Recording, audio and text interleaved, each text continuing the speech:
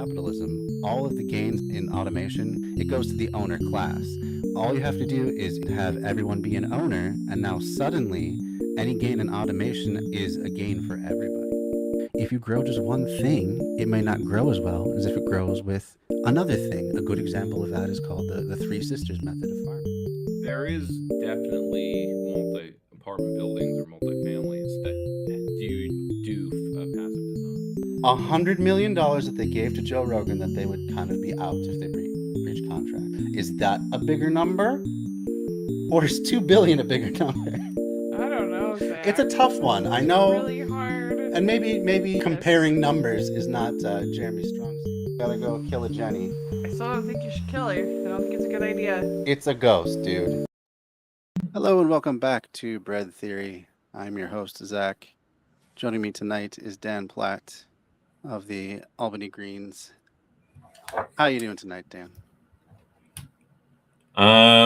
Trucking. Trucking? Zach, the maniac, the leftist maniac. Oh yeah, man. Wish I had that cool of a nickname. I want a nickname too, or do I? I don't know. Very keeping busy. It's that always torn between liking that I have something to do like every other day, but also wanting a week a piece to myself, I suppose, or a month or a year. But then I feel like a lot of FOMO would happen. Worlds pass me by. It would be interesting. I'd focus on dating. I just need like some kind of gap year. No organizing for a whole year. Just say no. Just say I'm taking a year break. Don't do nothing. But it's like I've already started the current 5-year Green Party building project. It's sort of it's odd in my stage of my life. That's like, well, if I'm gonna really like go deep into like trying to find, build a life more robustly, which includes other people, more intimacy, I need to drop a lot of these other activities. Because even though, and I think in normal circumstances, these would lead to me to dating opportunities of sorts, but they just don't to me. Or I'm so focused on getting the job done and working with people in a more amicable way, and I don't want to compromise that. I'm going off the handle already, but I'm just sharing a little oversharing. But business. Had a large DSA meeting last weekend. Lots of interesting things to talk about there, which sparked me putting up on our list a kind of DSA explainer video from Harper O'Connor, kind of a real bread tuber that I've been I liking sort him of a lot. enjoy. There's obviously the campaign, the petitioning for ranked choice voting reform in my city is taking up a lot of my attention. In fact, probably all of it, though I'm just trying to fit in some home improvement stuff in between or some family functions, but they're going to overlap. Like tomorrow, I'm going to my niece's concert at the elementary school, and it was suggested that last time there was a concert earlier in the year, which was only a month ago. It was the same niece doing a truncated version of Seussical the musical. And I didn't really ask the other parents for signatures. I could have, and maybe I kind of did at the end, like just the few that I was actually talking to or hanging with. But to really go and canvass the room as we're waiting to enter the auditorium, I'm going to have to steel my nerves and just do it. Because we need as many signatures as possible. We got to gather another 1,000 at least, but that 1,000 it's more like 900 to get to the 3,000 goal. But really, with the amount of signatures that we've already found to not be valid, means that we kind of know how many extra more that we need. So there's like the preliminary goal, and then there's, well, now that we've reviewed the amount of signatures we've had, we know that's like we not only need like 800 more just to reach the minimum, 800 valid ones. And then to get to there, we need another 1,200 at least. Right. It's unless contestations and so forth. We know we're going to be contested. I mean, Yeah. The opposition is out there and they're waiting to pounce. It's interesting where it comes from. And it's all because we're not doing what the reform they would want to do. But guess what? They're not doing any reform. So they can fuck off. I'll be mean about it with you, since this is hopefully a safe space for being bitter. You go ahead and vent. Because I can't vent in some of the other spaces I'm in. For sure. Whether it's the steering committee for the ranked choice voting Albany or the DSA, where we did get the endorsement. We got the endorsement for the campaign. So that was a big win, not a disappointment. But it happened in a sort of disappointing way, in that the opposition made itself very clear. They were outnumbered, thankfully enough. It helped that there was actually, and this is totally like bummer, a father and his 4-year-old were scooped up by ICE in Albany, and there was a solidarity protest, which I think the progressives of DSA were attending. So they weren't at our meeting, and I like the people that I would expect to be more no votes that showed up last time the question came up in front of the chapter. But maybe because of the developments of the campaign and make it clear that endorsing just meant you can be on our lit, and we say that, we have leftists that support this reform. Otherwise, it looks like only moderates are for this. And it makes like progressives squeamish, because there are, especially if people are team blue or just team players, or they see things as team politics as team sports. They're like, well, there's these conservatives that seem before this. What does that mean for us leftists? And I'm like, are you fucking stupid? It's democracy. Of course, like the right wing, who are completely marginalized in the city as much as we are, or if anything, there are progressives that feel the opposite of marginalized, because they have the mayor's ear. They feel like they're winning and they have power. And in some ways they do in a superficial way to me. Capital really has the power, of course. But they feel like they're in power and they can elect whoever they want in Albany, because they bully or they cajole or they challenge people's petitions. These progressives, who then, of course, basically just do like, neoliberalism light, or woke neoliberalism. That's what it is. Neoliberalism with a little bit of window dressing and some, and some placation to communities. Sometimes it's material, but it's not materialistic, as in it just means they're competent Democrats. They're not corrupt. They're not letting corporations do whatever they want, but they're still capitalists, and they want capitalist investment, because to them none other can exist. We're not. They're not game fighting. You gotta play. They're not. You're right. They're not fighting for public banking. They're not fighting for election reform.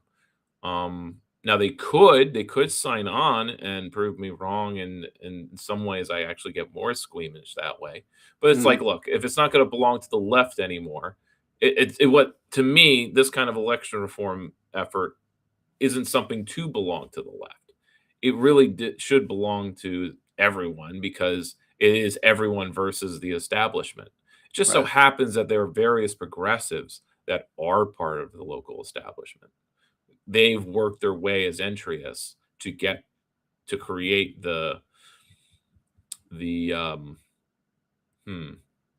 base of power that they have, or influence. I just don't see them doing too much with it, except maybe throwing out an endorsement for single payer healthcare, but never actually, sticking their neck out to actually, be militant about it. They're not, entryists cannot be militant. That's sort of why, it's not that we don't leftists love to lose or don't want to win. It's that we don't want to be put in a position where we have to defang ourselves or domesticate. be domesticated by capital. Right. How do we do that? And so it's like, of course, we don't want to wait around for the right conditions, but we actually, at the same time, haven't figured out what those right conditions would be. But there are caucuses of the DSA and other groups that are attempting to figure that out and make those conditions. So we'll be discussing that. That's at least a little bit hopeful. Forward. In Albany, yeah, it's something that's developing, and I think it'll be in a decade.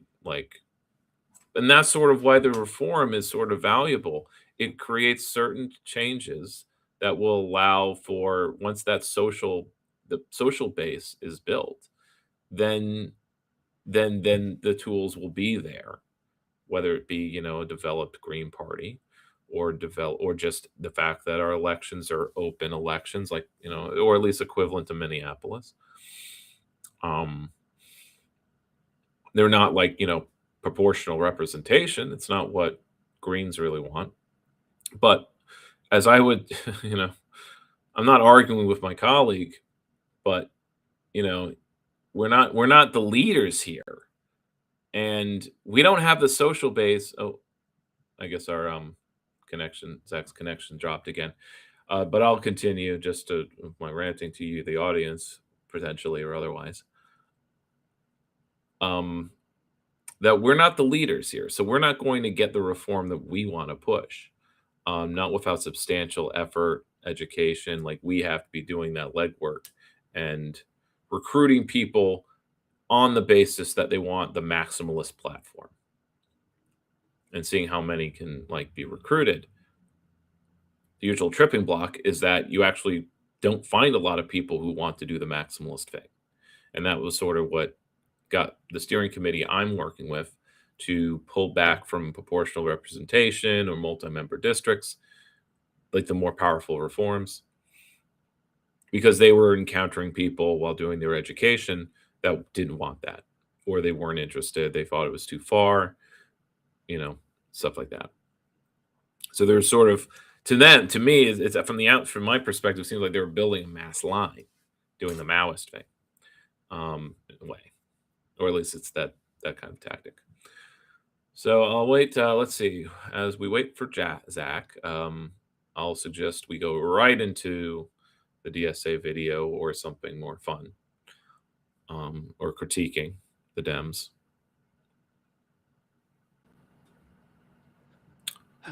Okay. Your connection is back. Yeah. Once again. I don't know. I finished my. Yeah. I saw that you were able to still keep going somehow. I don't know how. I was streaming well offline, but I was glad. I was glad you could keep. Oh yeah, it's interesting. Well, I want to make sure there wasn't dead air. I appreciate it. We can jump right into one of the videos in the left field playlist. Let's do it. As far as national news concerned, it's just California election, which is depressing. Absolutely. Trump news, which is depressing. War news, depressing. Yeah, is there a theme here? All right. So the Harper O'Connor one, right? Democratic Socialism. So go to the part. He's got the tags. The part where he starts talking about the caucuses. National Convention, key debates, party. Oh, let's try to do those parts too. Okay. No. The key debates. Key debates? Yeah, start there. All right. Hold on, let me just share it real quick. Because some of them exist in the Greens too. On these issues, the party question. All socialists pretty much agree. In order to win improvements in the lives of working people and increase class consciousness, we need to have two things: an independent working class party and a strong labor movement.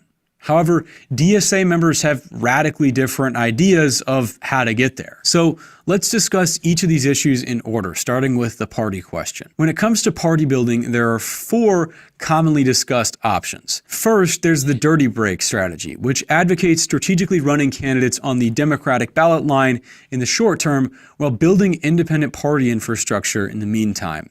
I don't know how they're doing that, though. I don't know how they're doing that. Sorry. I was triggered. Oh no, did we drop again? Did Zach drop again? Oh no. I thought he simply paused because I had my outburst.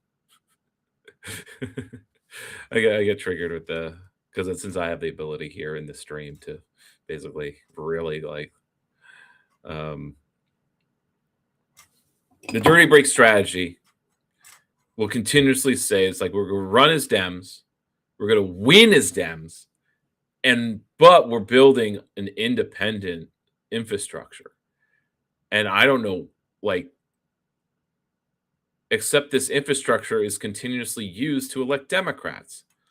So I'm not sure. And because when you win as Democrats, then you are your campaigners and your kind of understudies, they all become Democratic Party functionaries or the functionaries of the administration of, let's say, Mandami's city administration or the staff of state senators, state assembly people.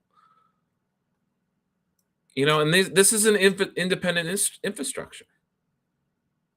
At least not how I define it. I don't know. Maybe we need to define our terms.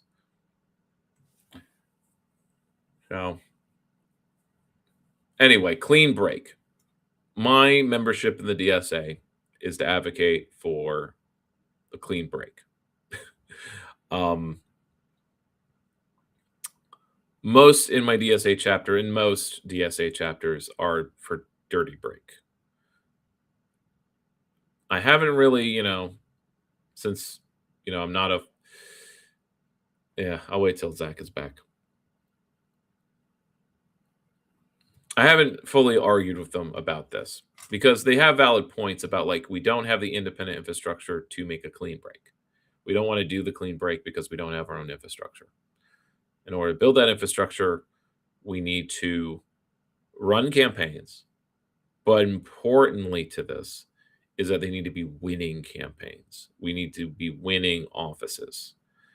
And the conclusion, after trying the former once in New York, they did it once where they ran as independents, particularly Davari Brisport.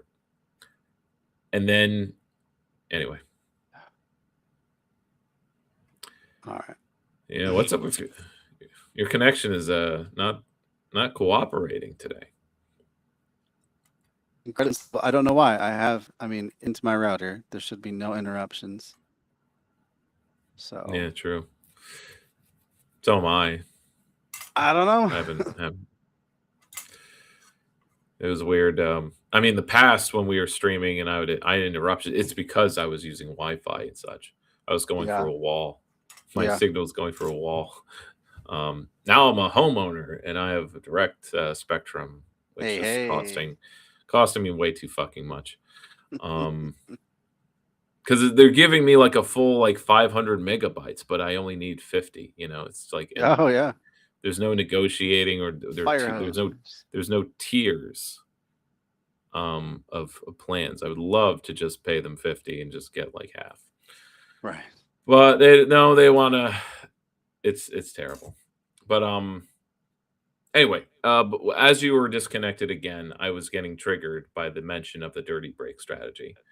And I kind of once again gave my take / analysis or sort of commentary on that the dirty break strategy is has the big open question of what independent infrastructure is being built when you're electing all of these Democratic office holders. It's not going to turn on a dime. All of these campaigners and the infrastructure that's built for Slate Bandami, can that be turned towards an independent campaign? And my frustration is reading the full like their side of it, the DSA New York chapter, Sure. that they tried independent campaigning once, using a Green Party line and then their own socialist line with Jabari Prisport. They tried it once and they didn't win. And they're like, and their conclusion was, we're never doing this again, or we're going to then do the dirty break strategy / we're going to run it in the Democratic primary. And that worked. So they kept doing that and it keeps working. And so they're like, this is what's working. And we don't want to do anything else now because this is working. They got their strategy. Yeah. Yeah. And there's a sect that's locked in, and that's sort of what I'm going up against when I'm in my DSA chapter advocating for the clean break. Or simply encouraging let's make sure that even if we're running in the Dem primary, or you guys are, that we're doing so in the most independent way possible, so that, true to the dirty break strategy, that we are building our own capacity to run elections so that we can break. But the thing that's really in the way of the dirty or the clean break is the election system. So those who are comfortable with even if it's not the dirty break, even just the full integration, they don't have to be interested in election reform now because they found to them a winning strategy.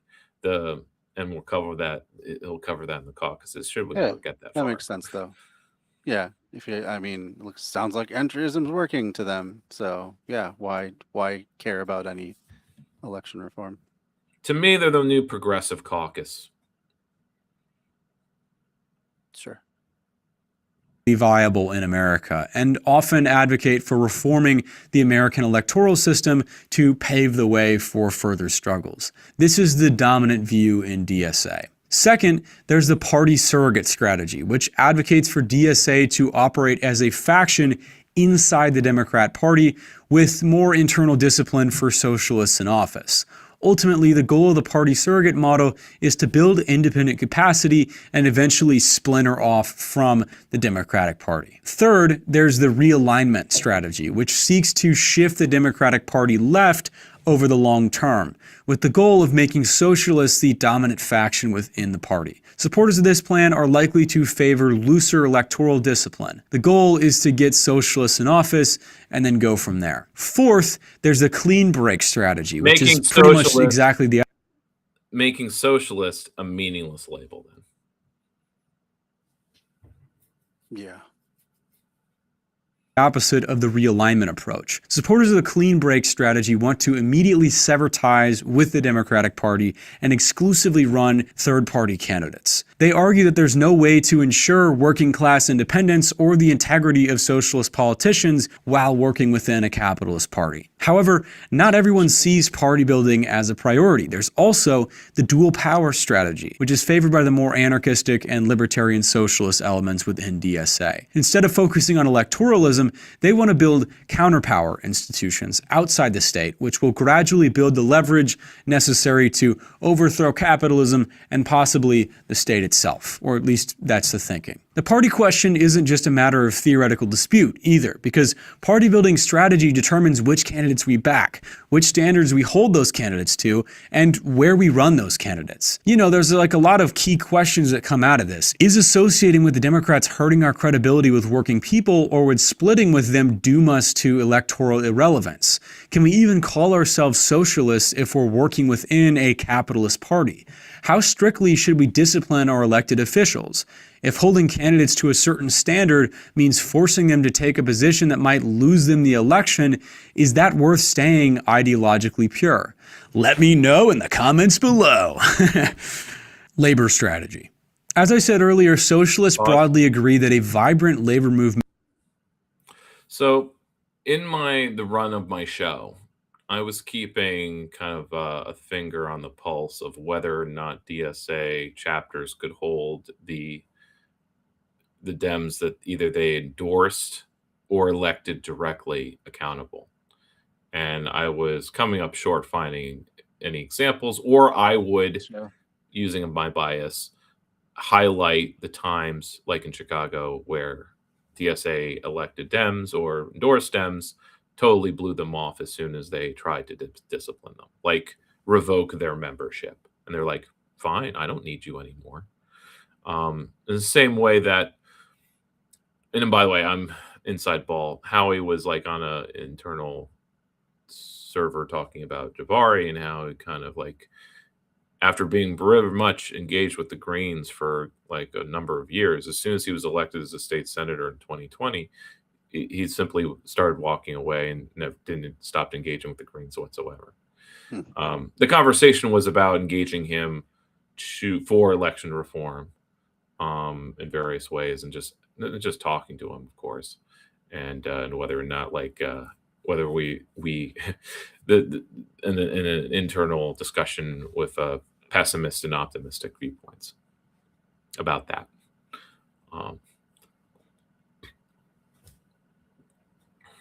Gotcha. Because once you're elected, or like once you kind of become the viable Democrat in, like, you win the primary, let's say, Mm-hmm. and in the general, then you're the Democrat, and thus you're now the viable like front runner candidate. You're suddenly that social base is suddenly now like not fully needed. It's not required to win the general, or to govern with, because once you're in that legislature with all those non-socialists or what have you, you have to work with people, and that means you're not going to DSA meetings anymore. You're not meeting with the social forces. I'm sort of reporting what I see. In the behaviors of any elected office holder. Although some elected office holders make a point to show up to every possible community event, but then I'm wondering how much governing they're doing. For sure. And vice versa, or they have like a stable of deckhand, like they have lieutenants who show up to the community meetings to represent them. Which, but again, showing up to things isn't the same as being part of that social base. Like, it's a side comment about the dual power strategy. You know, our chapter is, the DSA chapter is very successful in helping the tenants union, local tenants union, which is part of the nonprofit complex in a way, but it's run by socialists now. So it's doing tenant organizing. And so the DSA housing committee then assists in these tenant organizing drives. And when these things are successful, elected Democrats, neoliberal or otherwise, or progressive, will show up to these successful, like, to pat the tenant organizers on the back, because the Democrats are the party of working people, you see. And I see that as co-optation or assimilation of, like, is this, I mean, it doesn't belong to them. It's our victory. That's our organizers doing it. So we'll see where things go.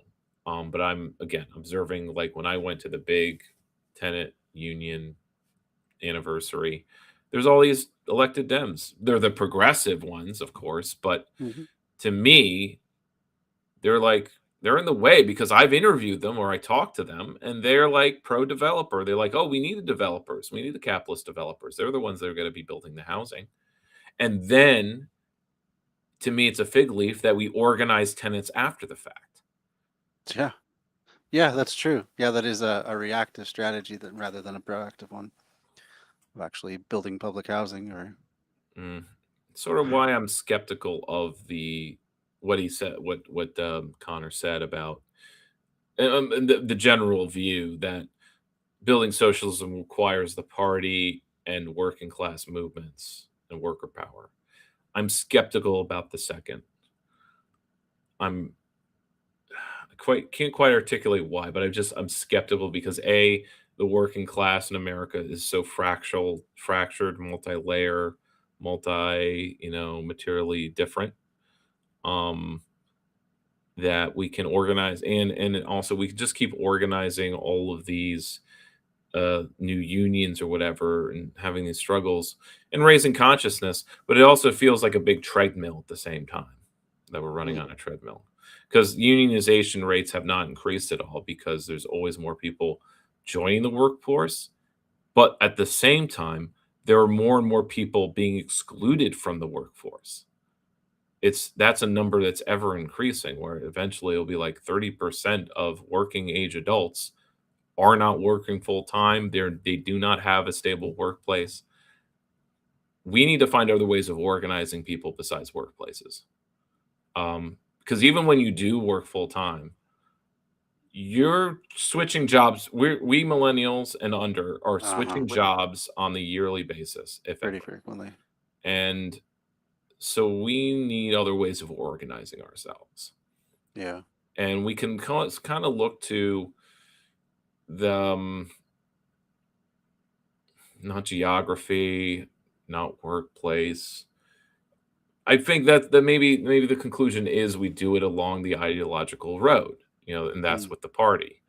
The party becomes more primary to that, since everything else is sort of how slight line about neoliberalism. It all melts into air. Or everything else that binds us, whether it be ethnic group. People used to organize by ethnic group. People used to organize by hobbies, but not political hobbies, but by social clubs. Yeah. My colleague, who side story now, but again, similar. It's tied into the DSA chapter meeting. He wanted to sort of be in opposition. So we rewrote our not the charter, but the bylaws, and we created two steering committee positions that were at large. Because otherwise, the structure is that the steering committee is made up of the committee chairs. You have a housing, a labor, Palestinian rights. Those people, those chairs, make up the steering committee. But then we have all these members who are in a committee, right? It basically means that if you're going to be represented in leadership, you have to be active. So it's a tyranny of the active, even though there's all of these due-paying members of the chapter who are not active. They're just supporting Ben, passively Ben. So they're not able to engage in the democracy of the chapter, really, which is interesting to note.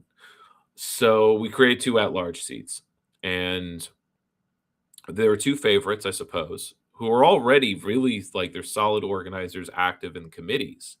So it's what would be the difference between chapter chairs committee chairs and these two? But that aside, my friend Michael Walsh, who I podcasted with, is getting back in the game because he's finished law school. Cool. And he was going to organize a young DSA chapter at this is Albany Law, but found that there were so many interested that they simply took over the student government instead, and had wild success, basically running the student government as socialists, and having kind of a good time with that, learning the ropes and learning governance. And he also stripped himself of any kind of anarchistic beliefs while he was doing this. Okay. As he says, this is his words. But he did something pretty silly. He nominated himself for one of these at-large state committee spots, as he's an at-large member. But then he also nominated me. And when I asked him, "What are you doing?" he said, "I'm doing politics." You're a part of my slate, he tells me. All right. Because there's a lot of new members that have joined the last few years, so I'm part of that in a way.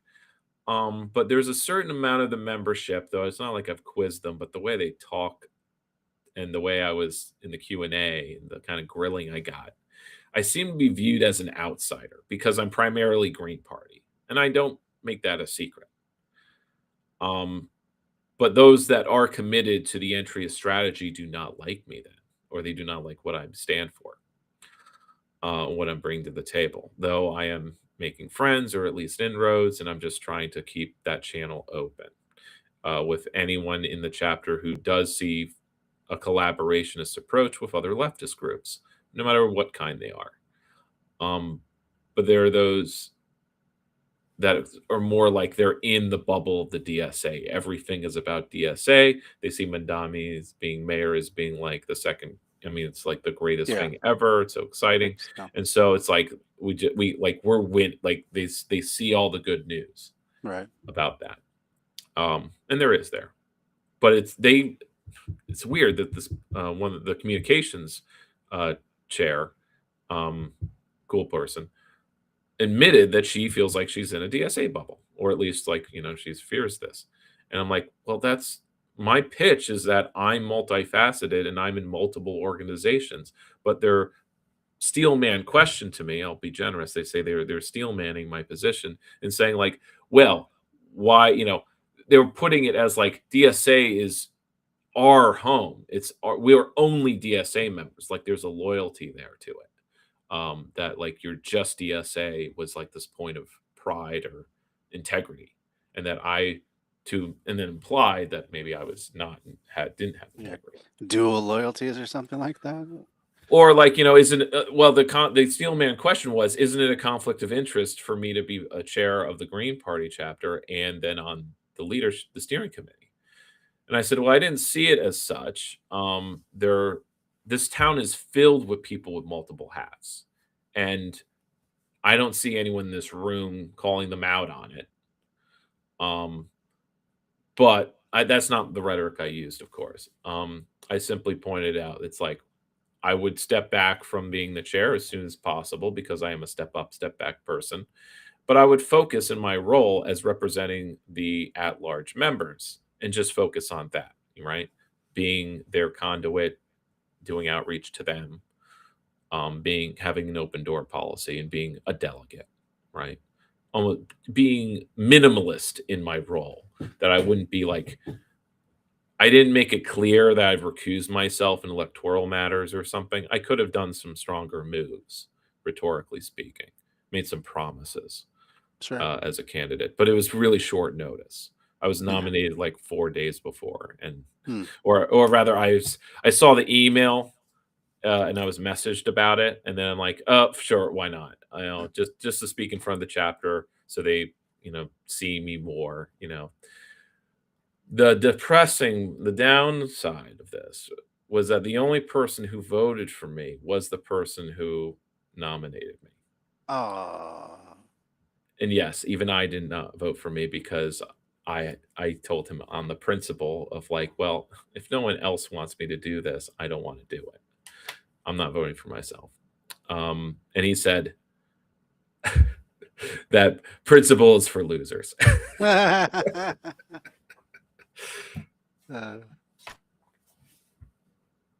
funny. Oh, that's too bad you didn't get it though. Because I have friends there, but even they didn't rank me, not even at all.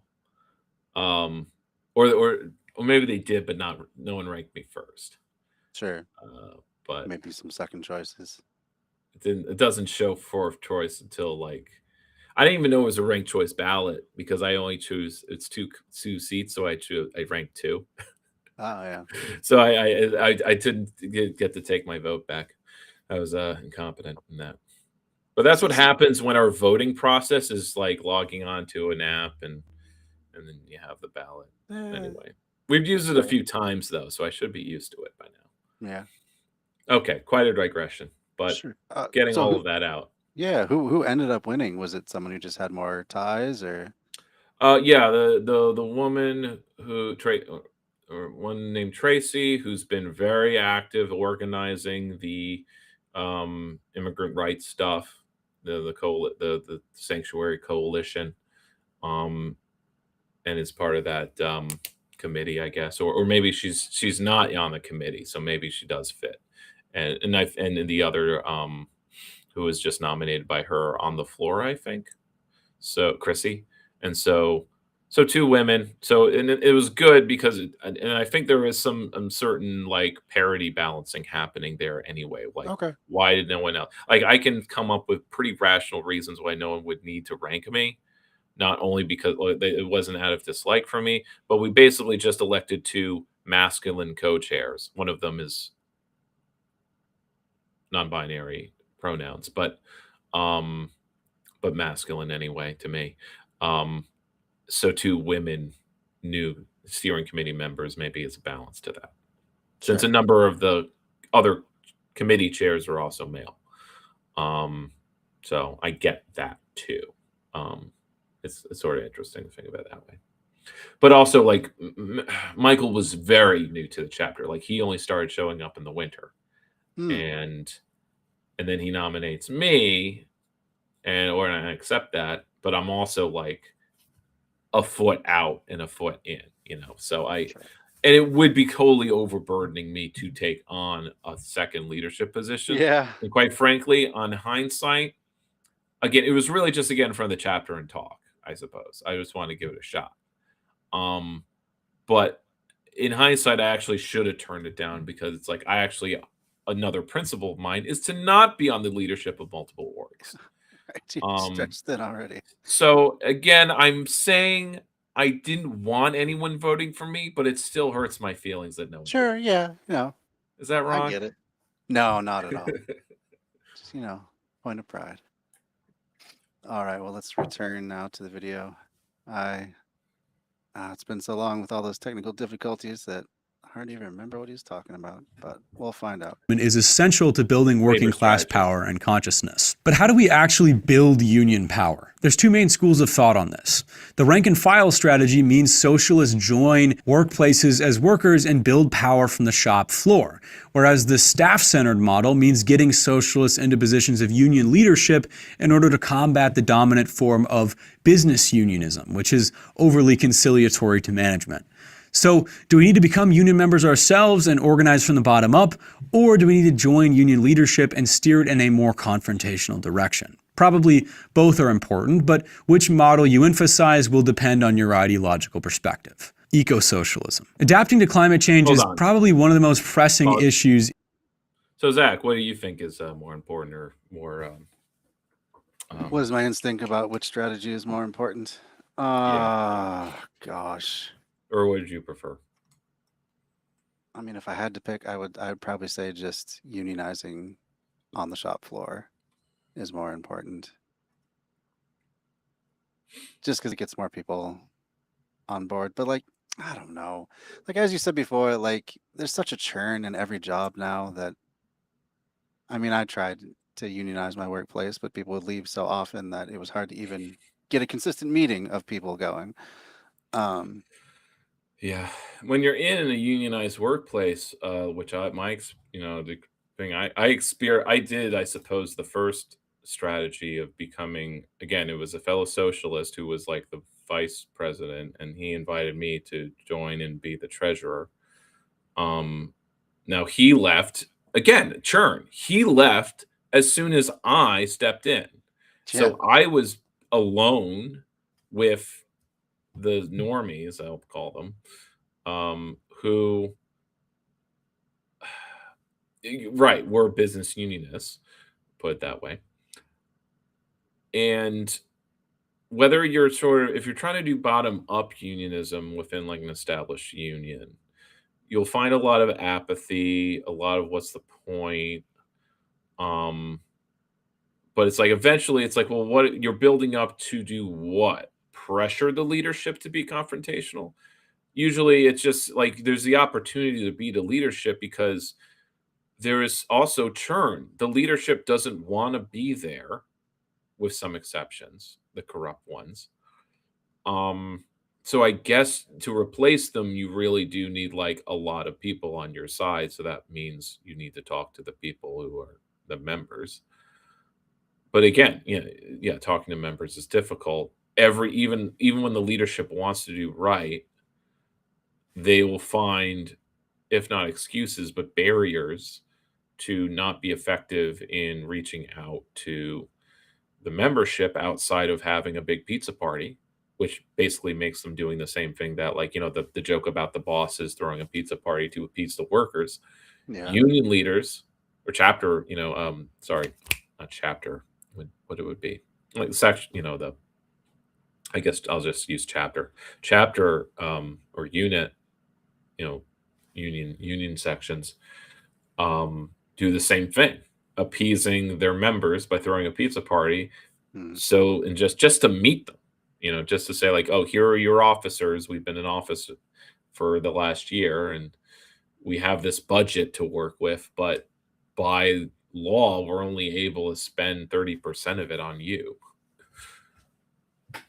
We have to spend the rest on us because by a court ruling in the 50s, unionization is for contract negotiations. So all of the dues should go to helping leadership negotiate a contract. And that means, and that can go under leadership development, going to conferences, going to hotels, having meetings at a nice hotel with a hot tub, buffets, etc. Sure. Fringe benefits. And honorariums. Okay.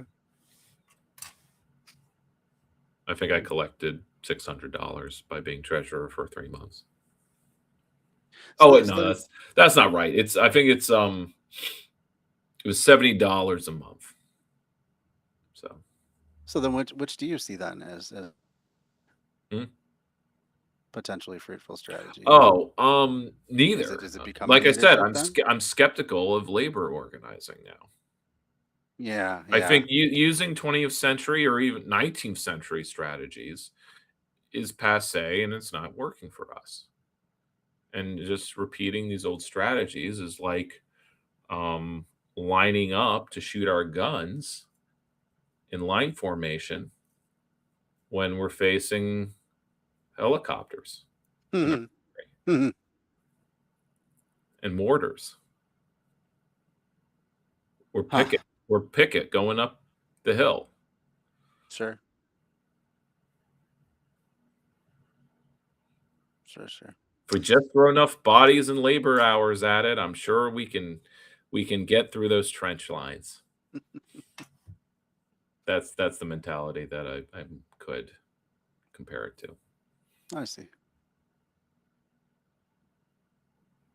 In the 21st century. Plus, the climate crisis is one of the places where the contradictions and the failings of the capitalist system are exposed most sharply. And because of that, it's critical to articulate a socialist alternative on this issue. So, what does this eco-socialist alternative look like? Again, there are two main schools of thought on this. First, we have the Green New Deal, which proposes massive public investment, nationalized renewable energy, and green union jobs. This plan was popularized by AOC and is the official position of the DSA. Second, we have degrowth, a school of thought that advocates actively scaling back unnecessary production, consumption, and work. Degrowthers point out that metrics such as GDP growth do not accurately measure quality of life, and that we need to move away from the idea of economic growth as a standard of human well-being. So both these schools of thought aim to address the climate crisis, but they have radically different proposals for doing it. One of them wants to build our way out of the climate crisis, whereas another one wants to challenge the logic of growth itself. Now, I personally am skeptical of degrowth, if I'm just being totally honest. I think it would be a very, very tough sell politically to tell people that we want less. But this perspective does seem to be gaining steam on the left. We'll see how far that trend goes. If you want I think, sorry, you're about to say, as a fellow. Yeah, I was just going to say,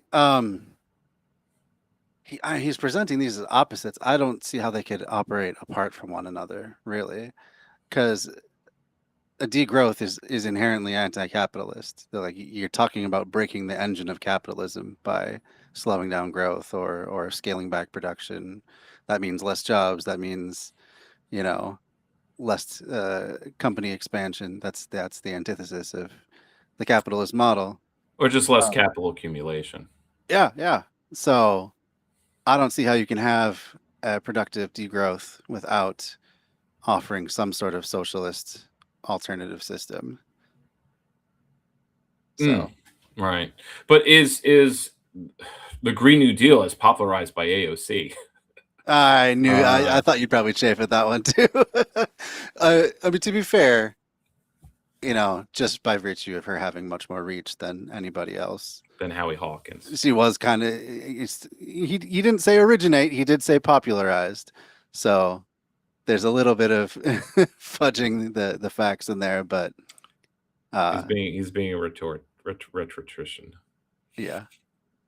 But is that the path to socialism? I feel like See it's that? like No, I don't. it's more social democracy from the 20th century. It's Yeah, an old platform. Now, there is a middle ground of sorts, or a synthesis, that are we to do degrowth.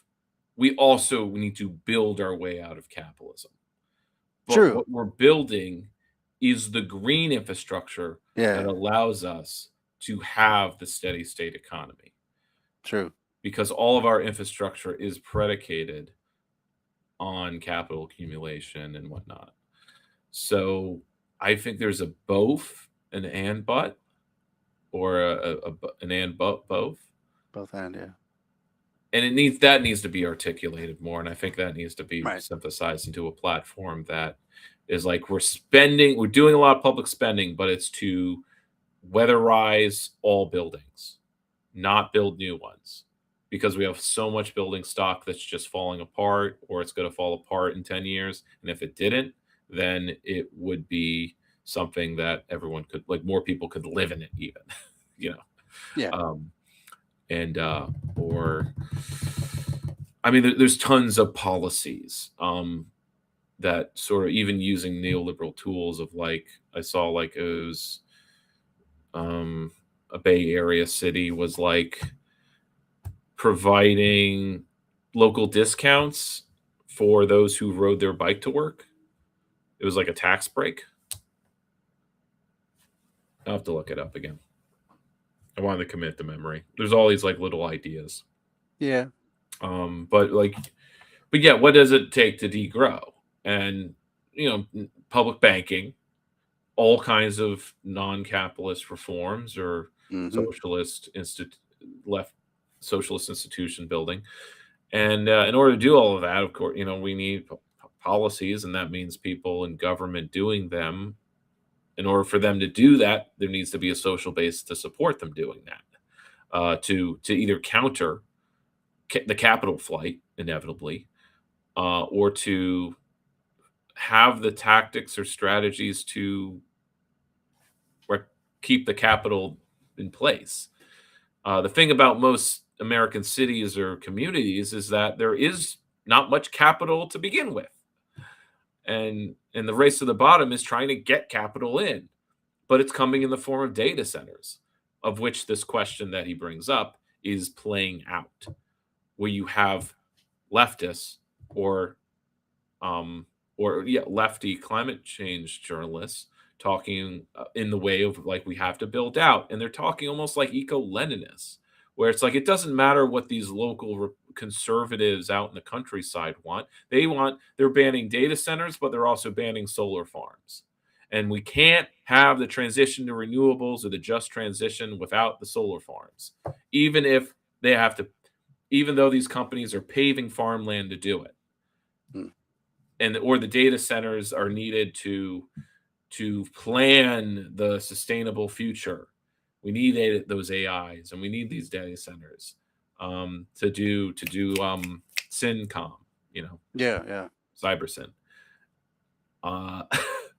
But if it's going to destroy their groundwater, and they want to keep their ability to use groundwater and just be farmers, it's the same way with the uranium mining and native land. Every socialist who, this was brought up in the DSA meeting to laugh, chuckles from everyone, was the Public Power Committee, which was created as part of the Public Power movement or campaign in New York. publicly owned renewables. And I think a few $1 million was put aside to actually do that, to build publicly owned renewables. I don't know the details, but apparently there was a small victory there. But the Public Power Committee was going to transition to being the Eco-Socialist Committee of our chapter. And so they were asked when they were we're voting on chartering them, what is the left consensus on nuclear power? And everyone chuckled because there is no consensus. But it pains me that that's not the case, that there are so many leftists that have the eco-modernist, it's called, mentality of, no, we need nuclear as a bridge. I'm like, fine, go tell the native people on the reservation that their water has to go. Like they don't matter. So don't pretend you're woke then. Yeah. But these are the same people who are the most woke in our chat. In the back. Yeah. Or I wonder if it's just like a reaction to like the, eco-fascist reaction of just being anti everything, or like an eco-fascist tendency. So like, oh, we can't be like them. We have to embrace all technology. We can't just be Luddites. So that means nuclear's got to be on the table because it is a technology. And it's the same people that say the same stuff about AI. Well, oh, if we don't do it, the fascists will do it. Or, if we can't be anti-tech, so we must embrace AI in every form. Or if we don't do the data centers, then the rest of the world will. Yeah, right. And they'll have those benefits. Like that, I think I saw that in some Facebook thread. I mean, how much of it is trolling, I don't know, but well, it is real in these organizing spaces too. So it isn't all hot air. I think there's just a lot of socialists, new or otherwise, who don't have an ecological education like we've gotten. Like they've gotten the leftist education of reading the old theory and some new stuff and the intersectional stuff, where environmentalism and ecology is mentioned, but I don't think they've read the books on how nuclear sucks, or the ecology of freedom, or the other stuff that's not so popular. It's not being put out there as much. I mean, or that it's just like it's accepting as inevitable that we can always just use more and more energy and it'll be okay. We have to build our way out, right? I mean, socialism is when we're building, like the interpretation of the eco-modernists is that socialism is creating more jobs for workers, right? We're not being pro-worker if we're not making new jobs. And in order to make new jobs, particularly manufacturing or otherwise, it means we're making more, we're building more, we're doing more, as if the planetary ecosystem can handle us doing more. But the question and the degrowth answer is that we don't need to do more. We simply need to stop producing. We're not producing more, rather we're shifting what's being produced for us, which is, of course, not what eco-modernists are saying we're not doing, but they're also not giving a strategy for how. There's sort of a conceit or take it for granted, or it's just not addressed because it's too big an issue of like, capitalism's still going to be chugging, but we're going to be building this Green New Deal within it. But the Green New Deal is not, when it's being built in capitalism, is not building the new world in the shell of the old. It's greenwashing capitalism. Right. That's what it's doing. Like vegan meat. Yeah. Like it's not reducing the amount of meat being used. And by the way, there are some people, eco-modernists, who are using this as a tactic in their rhetoric against data center opposition, that the meat industry uses 50 times more water than the data centers. That game. Yeah. It's a game. But as long as there's a bigger polluter, you can do whatever the fuck you want, apparently. Or it's not the fight we should be having. Okay, where's the campaign against meat? But then the campaign then becomes the meat alternative industry, and then they're using all the water. It's not less alternatives are not like less harm. Yeah. It's redistributed. It's as our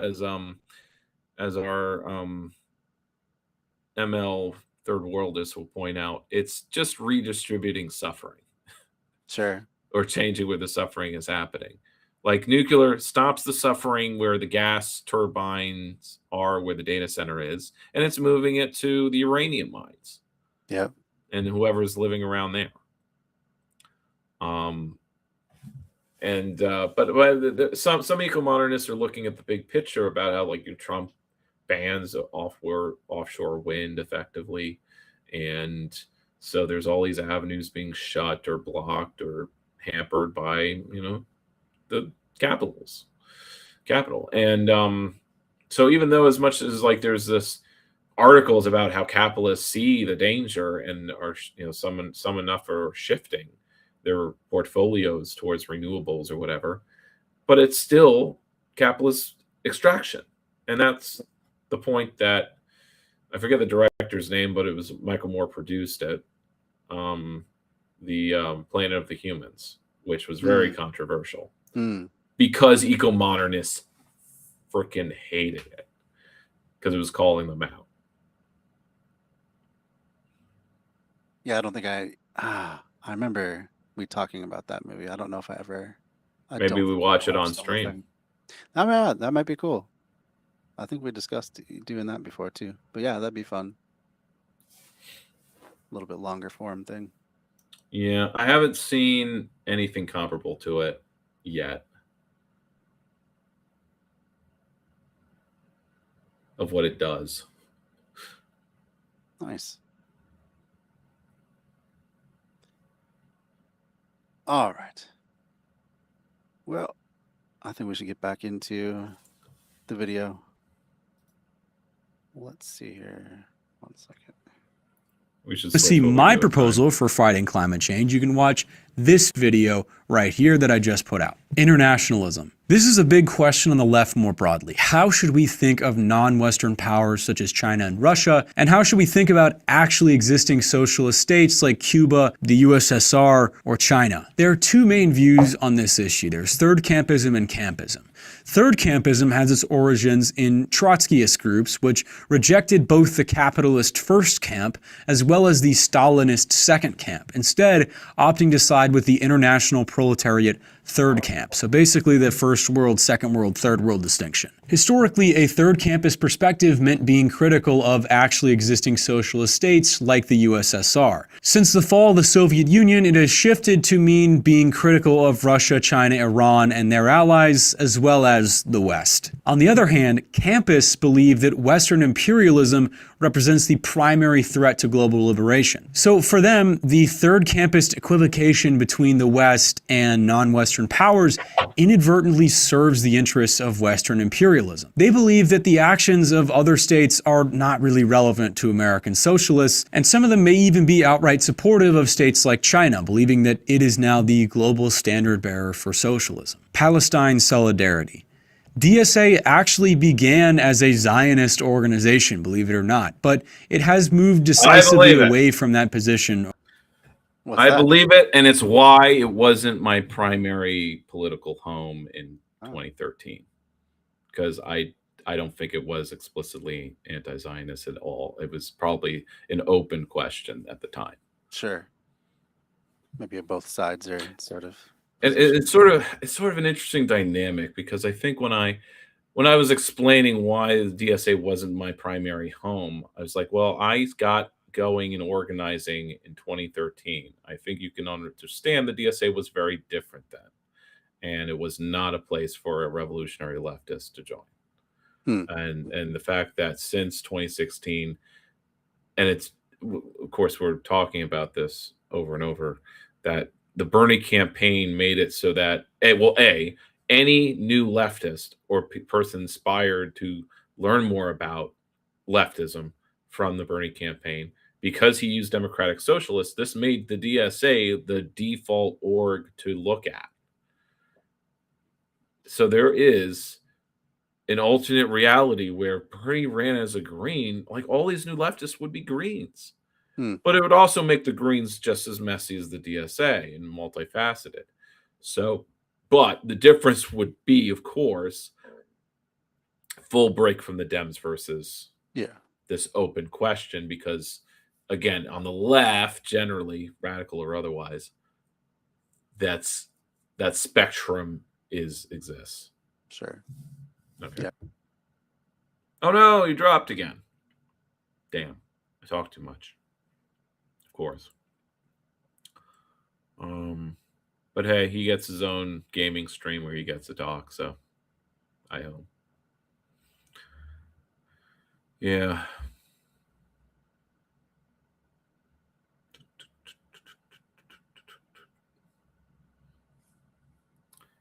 So what can I do while we wait? I can pull something from my shelf. We don't have anyone in watching the stream, though, do we? Hopefully he does some editing of the stream. I don't know.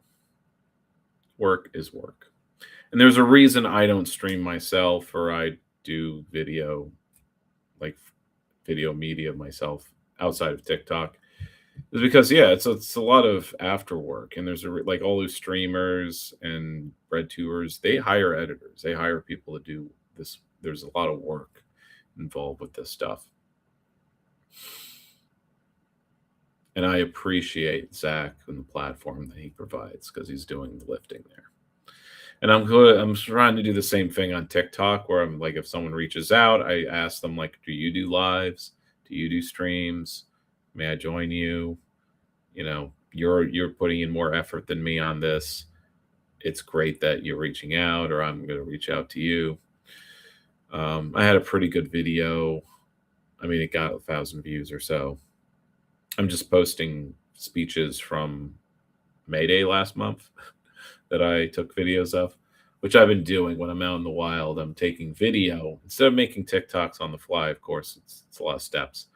I'm just taking the video to upload later, but then I forget. Slips my mind.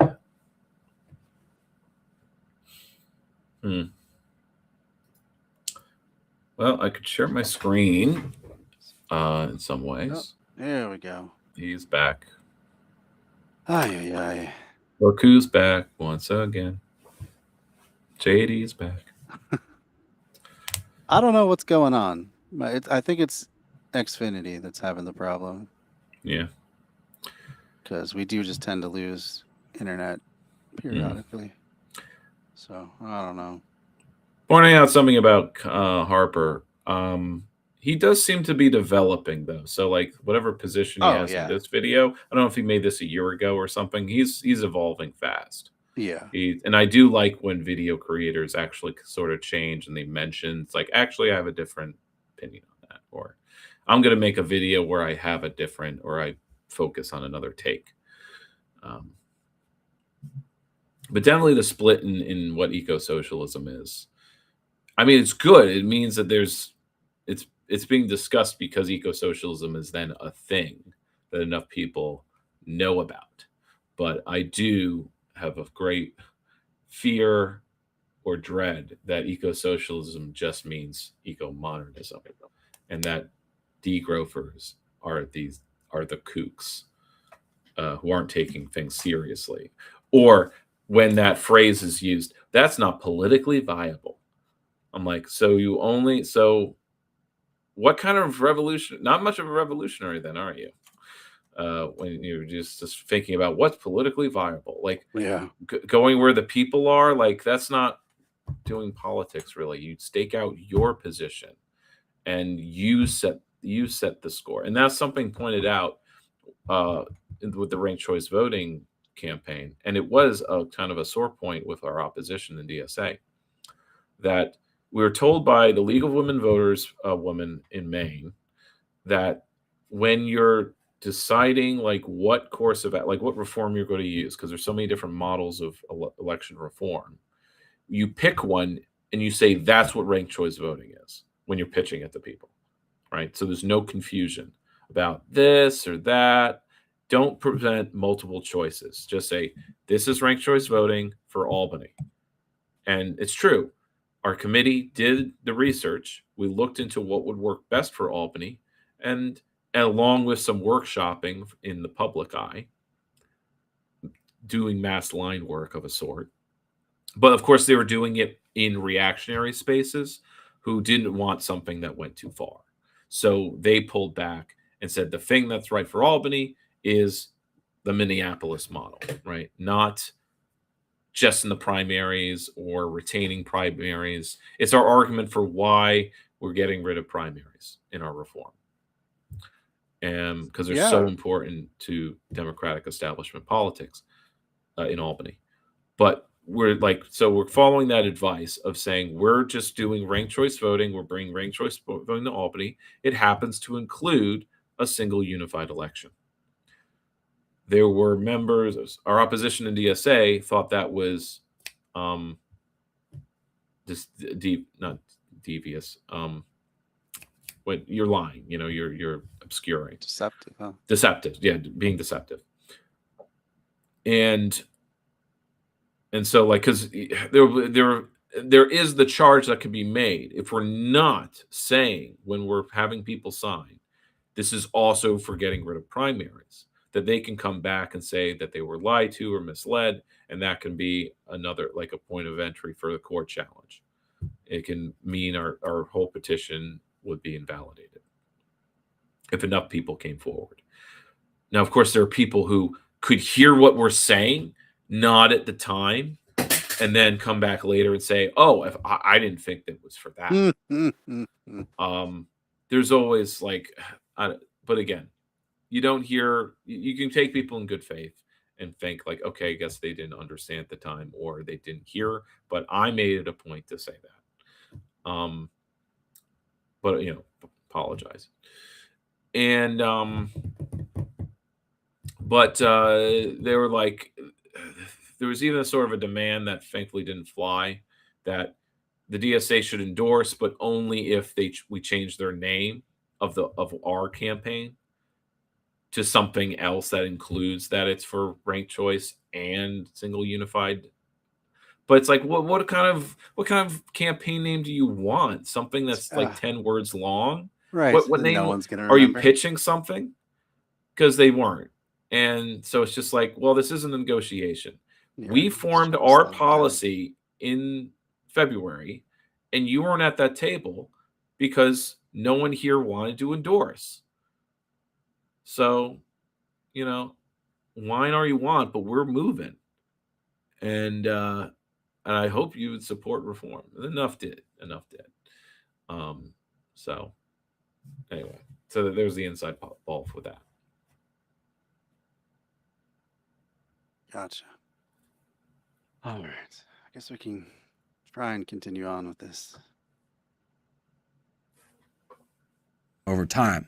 Since 2017, it has become explicitly anti-Zionist and pro-BDS, with Palestinian solidarity becoming a major priority in the aftermath of October 7th. This has led to a lot of debates about discipline and endorsements for elected officials. How strictly do we want to hold our politicians to a pro-Palestinian stance? It's also led to debate about what a humane resolution to this genocide would actually look like. Most DSA members favor a one-state solution, where apartheid is dismantled and Palestine becomes a democratic state with equal rights for all citizens. However, some members view a two-state solution along the lines of the current UN-recognized borders as the only realistic outcome. Still others argue for Palestinian self-determination, asserting that it's not our place to decide what a resolution of this conflict should look like, and instead we should leave it to the Palestinians themselves to decide what they want to do. So these are some of the major debates within the DSA. Hopefully this section got you thinking critically about these issues. Not as an ideologue, but as an organizer. Because on the internet, you can make all sorts of declarations and you never need to back them up. It's totally frictionless. But in real life, you don't get to have your cake and eat it too. Your decisions have real stakes, and they often involve complex trade-offs. Part 4, Meet the Caucuses. Here's where DSA gets really interesting and honestly kind of messy. Because unlike most political organizations, DSA doesn't just have members and leaders with one party line. It has caucuses, groups of members who come together around a shared vision for what DSA should do and how it should do it. They publish statements, run slates of candidates at conventions, and launch their own campaigns inside the organization. Some of them even have their own publications. Now, you might be wondering, isn't that chaotic? Yes, definitely. But it's also what makes DSA unique, because this is how debates that would normally split the left into a dozen different tiny sects actually play out inside one large organization. So let's walk through some of the biggest caucuses you'll hear about and what they actually stand for. By the end of this section, you'll probably start to notice which caucuses you'd vibe with and which ones you absolutely clash with. And just for fun, I'm going to plot each caucus on a political compass. On the x-axis, we have caucuses that want to win power through reforms and electoralism versus ones that take a more revolutionary approach. On the y-axis, we have the campist spectrum. Up top, caucuses that are sympathetic to actually existing socialist states and favor more structured organization. And on the bottom, we've got caucuses that take a more independent or third worldist approach and favor non-hierarchical, horizontalist forms of organization. These placements are supposed to give you a rough idea of where the caucuses stand. So if I don't put them exactly where you would, take it easy on me, okay? Bread and Roses. Bread and Roses is a Marxist caucus with a rank-and-file labor focus. Internationally, they have a third campus vision, but they also reject the horizontalist organizing tactics favored by more anarchistic elements of the DSA, which puts them in the middle of the campus axis. When it comes to the question of reform versus revolution, BNR again tries to strike a balance. On one hand, BNR rejects, quote, a strategy of gradually winning reforms which never seeks to break with the capitalist system. But on the other hand, they also reject, and I quote, a strategy of insurrection which mistakenly seeks to adopt a model from vastly different historical conditions and apply it to our situation today. Instead, they espouse what they call the democratic road to socialism. The goal is to create a mass movement that can force elites to make concessions and eventually remove them from power by rebuilding a labor movement as well as working to create a working class party. This strategy of non-reformist reforms, again, places them near the center. So if you're the kind of person who thinks vote blue no matter who isn't cutting it anymore, but you're also not ready to start making Molotovs, then Bread and Roses might feel like home. Communist Caucus. The Communist Caucus, or Commie Caucus for short, is a multi-tendency communist and Marxist caucus that emphasizes spade work, which means an outward-facing, mass work approach which promotes militant labor unions, tenant unions, workers' association, and other forms of sustained local organizing. Its work has led to the creation of the Emergency Tenant Organizing Committee within DSA's Housing Justice Commission, which serves to organize tenant unions and support other tenant organizers. So if you want to get your hands dirty and engage with your community, the Communist Caucus might be the way to go. Emerge. Emerge is a multi-tendency caucus and So I did want to go this so I can sort of map my own chapter as well. So like I'm seeing, I think some have identified as being Communist Caucus, though I don't know if they say that explicitly. Interestingly about like these caucus names is that they don't really say what they do in the name or what they are. I guess communist does, right? Yeah. It's kind of straight communist, but of course, like what kind, what strategy? But it sort of fits. Bread and Roses not so much, but because again, like what does it mean to be like to reject these other things and say that you're just going to build the democratic road to socialism or build a mass movement, I guess, is to say we're going to do movement politics. I'm like, but that's also, I don't know. I don't know. It's not that well articulated to me. Sure. And I've done this reading a few times now, and I still haven't grasped it. But I'm also trying to compare it to the reality on the ground that I see in my chapter, and keep in mind that like DSA chapters, they're not everywhere. They're not. There is a limited number of them. Sure. Yeah. So Or I suppose I forget what the exact number is, but I know they have the most members, and that's sort of why, like, and that's something, a question to keep in mind that I have, or I pose to myself and others, is how do all of these caucuses with wildly different strategies and tactics in their toolkit exist in the same organization? Like, why did all these commies join the DSA when there's other communist parties, or they could start their own, really? And the answer is actually a leftist answer, which is they want to act collectivist. What all of these things have in common, these caucuses have in common, is they do have this collectivist ethos that, out of every other little leftist social club that exists and calls itself a party, my DSA chapter, it's regional, but it's got all of the baby leftists that are paying dues. They have a budget of like $26,000 a year. It's substantial, Every committee has like a $2,000 to $3,000 budget that they can use for putting on pizza parties, or make sure there's food at every meeting, making sure that merch and all kinds of things and T-shirts, and that they have a budget. They can spend money on stuff. Now, the Green Party has a similar budget. You have to go up to the national level to like get the 50 grand numbers or 100 grand. It's nothing, right? But but it's interesting to note that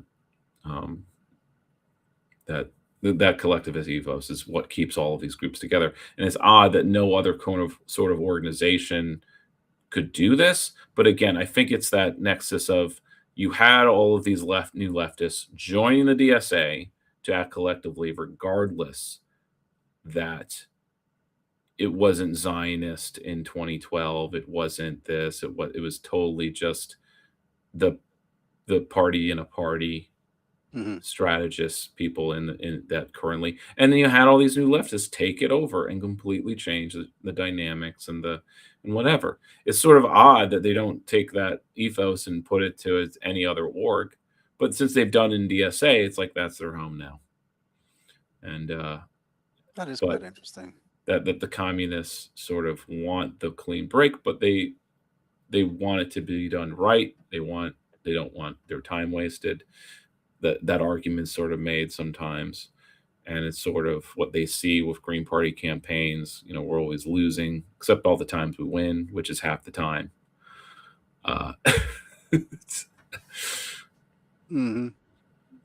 They don't want their campaign to be the coin flip that's tails, I guess. Sure, but that's. But again, the winning Green Party campaigns are because like they are integrated with movements and other orgs or community. Somebody's community. Yeah, for sure. All right.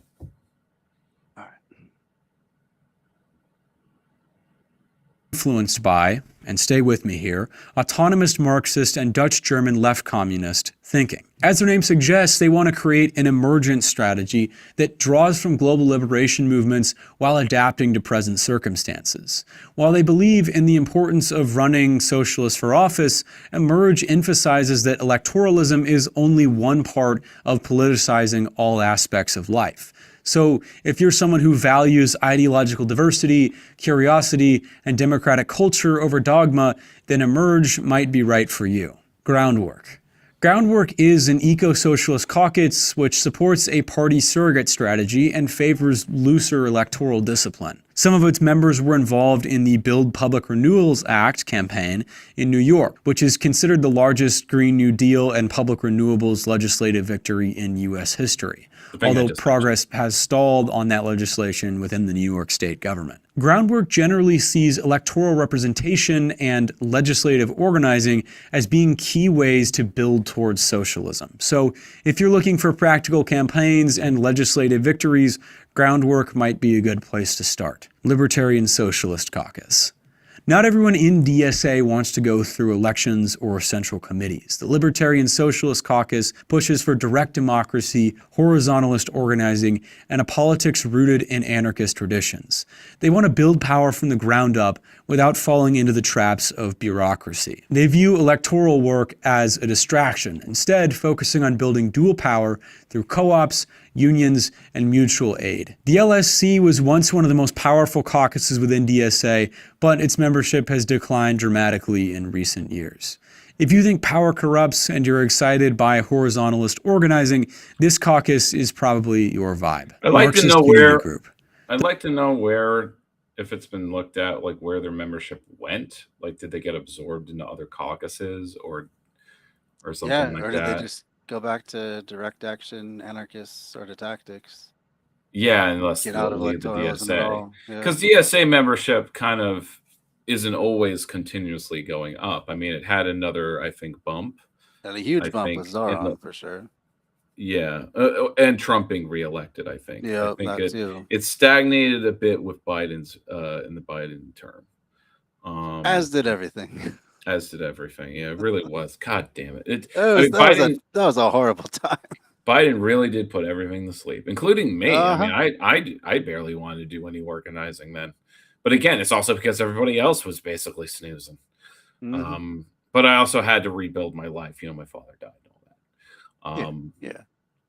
Rearrange everything in my life. So there's that. Absolutely. Okay. Sorry. Okay. Marxist Unity. Yeah, let's see what we got.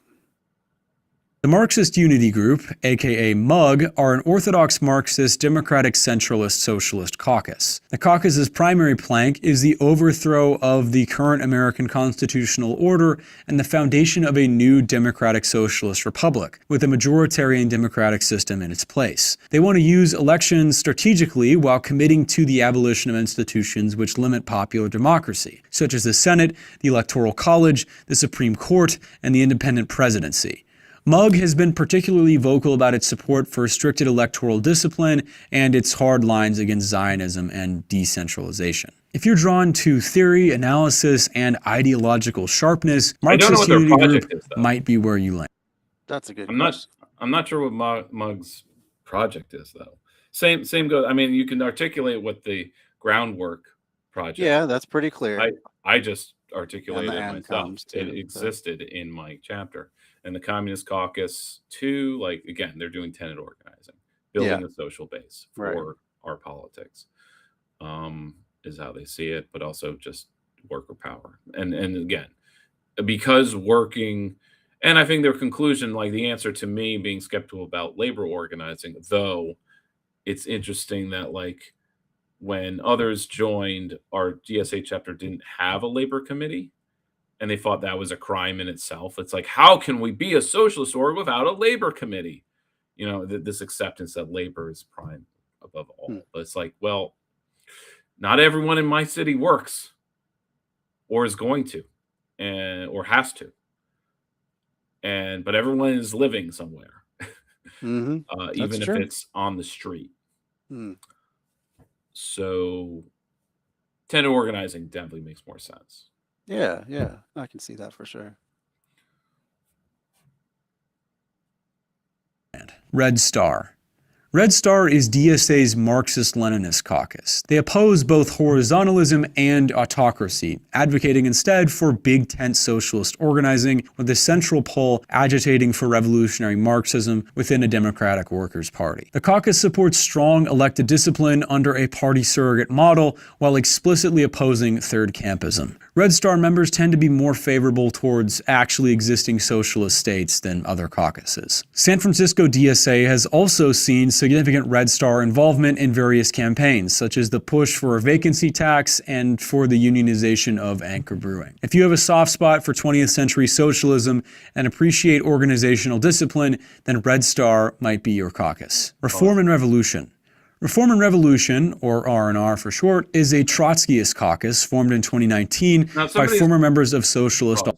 So some of these explanations sort of remind me of my broader point that, like, even though they're so ideologically different, like, the things they're doing on the ground are really similar.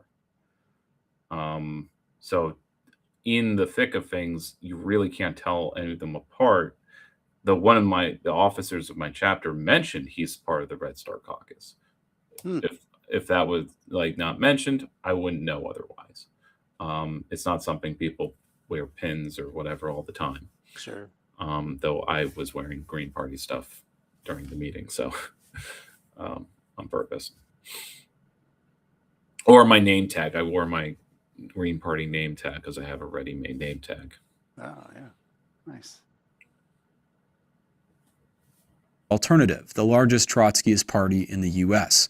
The caucus emphasizes a dirty break from the Democratic Party to form a new socialist party, as well as a rank-and-file labor strategy, democratic central planning of the economy, and some third campus positions. Reform and Revolution diverges from Socialist Alternative in its support of rank-and-file organizing over staff-centered red unionism, it not practicing democratic centralism, and supporting a dirty break rather than a clean break from the Democratic Party. So if you're a fan of Sam Hyde, Leon Trotsky, then look no further than Reform and Revolution. Socialist Majority Caucus.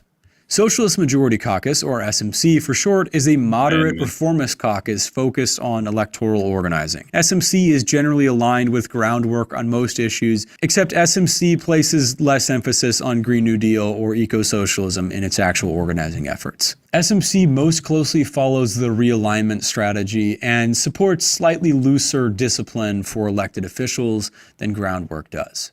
Most of its activity involves canvassing and phone banking for DSA-endorsed candidates for public office. SMC views reformism as the most practical route to moving...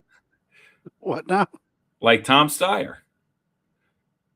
Oh, yeah. Oh, the billionaire guy. Yeah. Yeah. DSA in California endorsed him. Did they really? I'm told. That's unfortunate. That's unfortunate. I don't trust that guy one bit.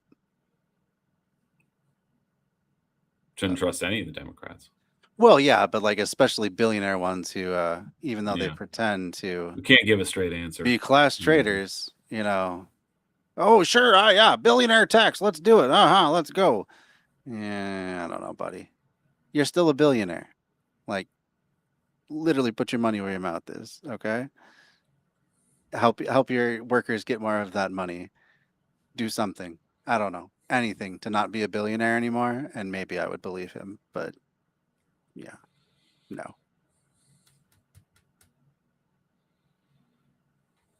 Towards socialism today and bringing mass appeal to the DSA via electoral representation. If you're concerned less with ideological purity than you are with immediate electoral victory, then Socialist Majority is your caucus, the independents and the wild cards. And finally, there's everyone else. There are many other slates, caucuses, and groups within DSA that I didn't have time to cover. In addition to the major caucuses, there are tons of smaller caucuses that represent different ideological tendencies, like Mass Work, which is a Maoist caucus, or caucuses that are formed around single issues, like the Anti-Identity Politics Winter Caucus, or the newer Caracal Caucus, which is focused on degrowth. It's also worth noting that unlike the ossified American political system, shots fired, DSA's internal dynamics are constantly evolving. Caucuses' powers wax and wane, new ones are formed, and old ones die out. If you read the article that I mentioned earlier, you'll totally see what I mean. And finally, not everyone is in a caucus. Plenty of DSA members stay independent, dipping into debates, sometimes voting with different blocs depending on the issue. These folks often swing the balance at convention. So, whether you think caucuses are a sign of healthy internal democracy or proof that DSA is fractured and fighting itself, you can't understand the organization without understanding them. You might be wondering, the big question, what caucus is Harper O'Connor a part of? Well, none of them. And I'll tell you why. Because I'm further left than all of them. No, I'm just kidding. Back when I got my politics from the internet, I used to think that I had it all figured out. Online, your social currency is based on like whoever can be the loudest. We can probably stop here. Who's the most radical? Who's the... I kind of forget the rest, but now he's talking about himself. Yeah. My answer to like the DSA isn't fighting itself, actually. A lot of these caucuses, they, like I said, they're there because for the collectivist principle that they're able to share this big pot of dues. And I guess the compromise that some of these dues will go towards electing endorsed Dems, and some of these dues will go to tenant organizing. That's certainly a compromise I maybe could live with. But what the price for that is that the fractured identities of DSA members stops the DSA from moving as a whole in any particular direction. It makes the DSA incredibly slow to actually take organizational positions. Part of it is because there's the disagreement about how disciplined any member should be about these positions. So there's sort of what's the point of even having organization-wide positions? It's not like we can enforce it on anyone, or there's disagreement over whether there should be followed. Even when it's about declaring Israel an apartheid state, that took a decade long, 20 years longer than the Greens did, or other orgs, which are of course not as large and not as ideologically diverse. And it was when it was brought up about it's just between some DSA members or some guys streaming like we are, they were talking about this, and again, a point of it is also in DSA structure that their national conventions are every other year. So even national discussions of changing course only happen every 2 years. And so he was like, to actually talk about the full dirty break or to break with the Dems, to even propose it, to fight for that, that's a 6-year timeline. And it's like, and so like the 2028 election or the 2030 election. Wait, 2028 is the next presidential. And then 32. And then 32. So it's like, we're talking about the DSA finally figuring out if it's going to break with the Dems or not in 32. Yeah. Like that's like the optimistic, like if things will be moving that way. But with the Socialist Majority Caucus basically on a roll, that doesn't look like it's going to happen, because more people are kind of going to get swayed by them. They weren't totally, though, in my chapter, so I guess I should be optimistic. But at the same time, it was more like everyone is actually neutral on those questions. They're just pro-reform for ranked choice voting, and the argument that this was the version, like it didn't matter whether it's open primaries or open general election, that didn't matter. And if you're going to have not open primaries, but ranked choice in the primaries and ranked choice in the general, if again, in Albany, the primary is the election. So let's just move that to the general election and save $400,000, because that's what the Board of Elections told us. Like it would save the city $400,000 to have one election instead of two.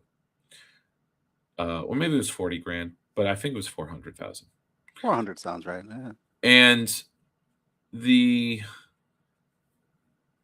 because again, but that's part of the pessimism from my comrade in the Greens, that all this reform will be doing is moving a ranked choice Democratic primary to the general election, because everything else about our election system in Albany will be the same. So we're just going to have 3 Dems that will be the leading candidates, and people, at least all like registered voters, will be able to vote for those 3 Dems. Yeah. And the token Republican and maybe a token Green runner. Maybe a Green, yeah. And we'll get 5%. But Sure. But that's it. We're not going to have until a lot of other things change. That will be the result we have. But I don't know. I feel like getting that base of 5% and building up from there will be more viable than what we have now. Sure. In a way. But again, it's one petitioning season where everyone who's registered can sign. So that means that there's more people to ask for signatures. And so it'll be easier to petition.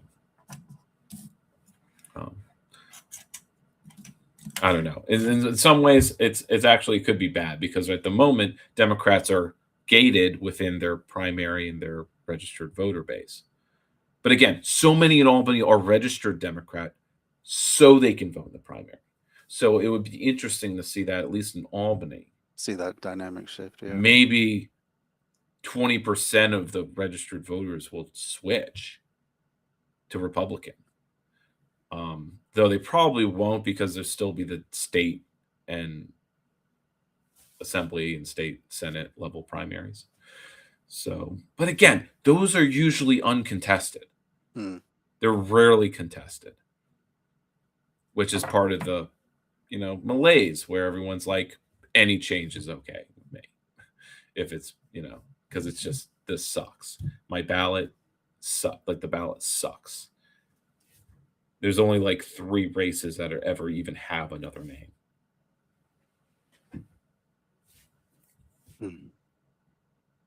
So we got some time, right? Why don't you take your pick from any of the videos you've seen in the playlist, whatever. Let's take a look. Fancy.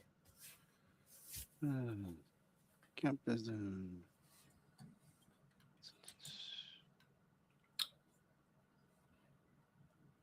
Maybe the one about AI and jobs.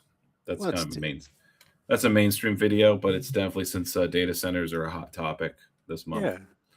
And going to be the rest of the summer. Nobody knows. Let's take a look. All right, let me share. So this is from like Understanding Money. This is a very mainstream kind of channel, but sort of fun in that he loves showing lots of graphs. Kind of has the economist sort of tone, but also sort of skeptical of the system in its tone as well. Like, it's not taking the system for granted, but I guess at the same time it is, though. It doesn't talk about alternatives or anything like that, but it does describe how insane the system is. So at least it kind of gets people going, which can either create nihilism because you don't have anywhere to put that frustration, or it leads to you putting that frustration into seeking alternatives,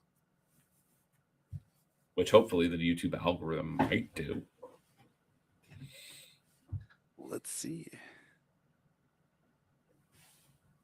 All right. What the future of AI really looks like. But no matter which way it goes, it does seem like we have put ourselves in a position where, if AI fails, the entire economy collapses with it and we lose our jobs, but if AI succeeds, it will only be because it has taken all of our jobs. Whether we like it or not, our immediate economic future is riding on the success or failure of this technology. Just the top companies are on track to spend $400 billion on data center buildouts this year alone, and the entire stock market has clearly been buoyed by investor hype around what this technology could do at some undetermined point in the future. Now, that has done 2 things in the short term. Trillions of dollars worth of data centers may or may not turn out to be a spectacular waste of money. But, at least for now, they are providing tens of thousands of high-paying jobs to engineers, tradesmen, and technicians. Tens of thousands? Really? Maybe if you're including construction jobs too. But those are temporary. Long term, yeah, not quite. All across the country.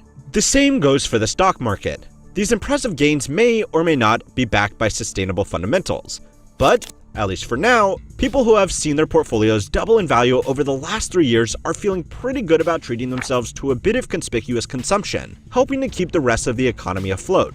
Now, I know the problem of our entire economy being kept alive by unsustainable capital expenditure and questionable financial gains is not exactly shocking news to anybody anymore. In fact, if you're watching this video, there's a good chance your entire subscription feed hasn't shut up about the AI bubble all year. And in our defense, if this bubble pops, it will probably take the rest of the already shaky economy down with it. This also makes the fact that people are treating it like a foregone conclusion all the more dangerous. But perhaps we have all been missing the more important question, which is, what does a good outcome actually look like at this point? Is there any way that we could still quietly back out of this unscathed? Google spending tens of billions of dollars to build 3 massive AI data centers. Economists are saying electricity prices are climbing more than twice as fast as inflation is. Some projections show that spending may be fueling nearly half of this year's estimated GDP growth. Tech companies just are cutting tens of thousands of jobs, and some of them are blaming AI. Now they are pivoting capital away from labor and towards AI infrastructure. Okay, so to really hedge our bets, we need to look at the 3 ways this technology could pan out and what each of them would do to the economy that regular people live in. The, optimistic outcome, where artificial intelligence becomes exponentially more capable and comprehensively substitutes human workers in almost every profession. The pessimistic outcome, where technology plateaus and it becomes clear that trillions of dollars worth of data centers were a huge waste of resources. And perhaps the scariest outcome of all, which is a scenario where this technology finds some useful applications, but overall just continues to be a bit meh. So the optimistic outcome is what most of the big AI companies and personalities are pitching to the world. That is, with the exception of Peter Thiel. I am not really sure what he wants. You would prefer the human race to endure, right? You're hesitating. Yeah, well, Anyway, the idea of this scenario is that AI models and the tools they enable get so good that it renders most human work obsolete, and whatever human work is left becomes thousands of times more productive thanks to tools that do the non-creative work for us. Skilled trades are done by highly capable humanoid robots, logistics is fully automated, and even health and elderly services leverage mechanical muscles and mechanical minds to care for an aging population with a smaller group of actual doctors watching over everything. Eventually, the only jobs left will be those that need human creativity, assuming we can't automate that too. If you have always wanted to design your own video game, you won't need a full development team. You could just vibe code your way through production with AI tools, creating something that used to take thousands of real man-hours. Yes, I know a lot of you actual developers or skilled artisans are rolling your eyes right now. But remember, this is the dream scenario the AI companies are selling, and to play devil's advocate, it's kind of already happening.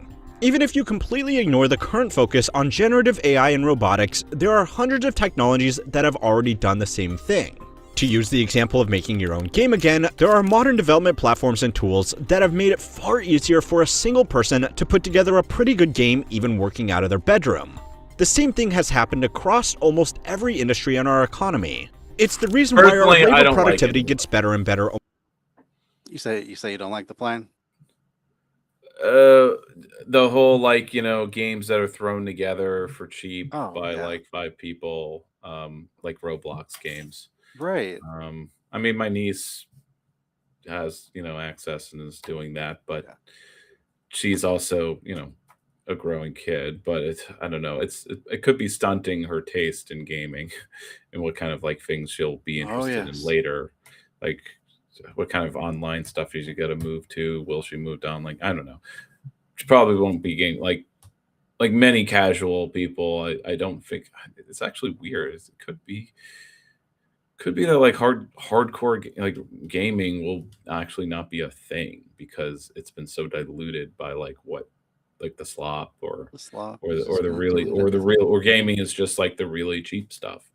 But the dynamic that's been mentioned is that you have independent game devs that are churning out like cheap stuff, but then they'll have a winner, and that will be able to fund like the projects they really want to do that will be of quality and do take 100 people 3 years. I'm just thinking about like showing that little clip there of what looked to be like trailer for Zero Dawn, like thinking about Zero Dawn and how that's like the game of games, like AAA, like what AAA really means is It's like supposed to that's be, yeah. Gorilla's the studio that produced it. That's the real standard. Like that's what it really means to be like a good game. Complete, full, filled to the brim content. You didn't have to pay for any of it ahead of time. It's got great story, great dialogue, great writing, and of course a great gameplay loop. And it's a great 50-hour experience. Everything else is slop compared to it sometimes. Like I was playing this game. Sorry, it's a random tangent, gaming tangent, called Starlink Battle for Atlas. And it didn't have a terrible gaming loop. It's a game that I could imagine I could play this for 40 hours if I take breaks or whatever. It was a nice open world where it had the gameplay was your character is a ship, It's a ship that can strafe. It's like a floaty kind of ship, but you can also, with a trigger, go into flight mode. And so you're flying around a planet.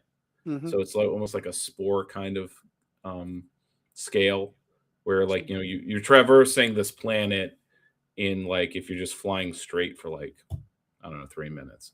But there's like the open world is the star system with like, 9 planets. So like there's the 3 beginner and the 3 middle and 3 advanced. And you're going from planet to planet as, and you're doing all these checklist tasks, which of course aren't that various. But if I keep alternating which one I'm doing, I'm not getting bored. Sure.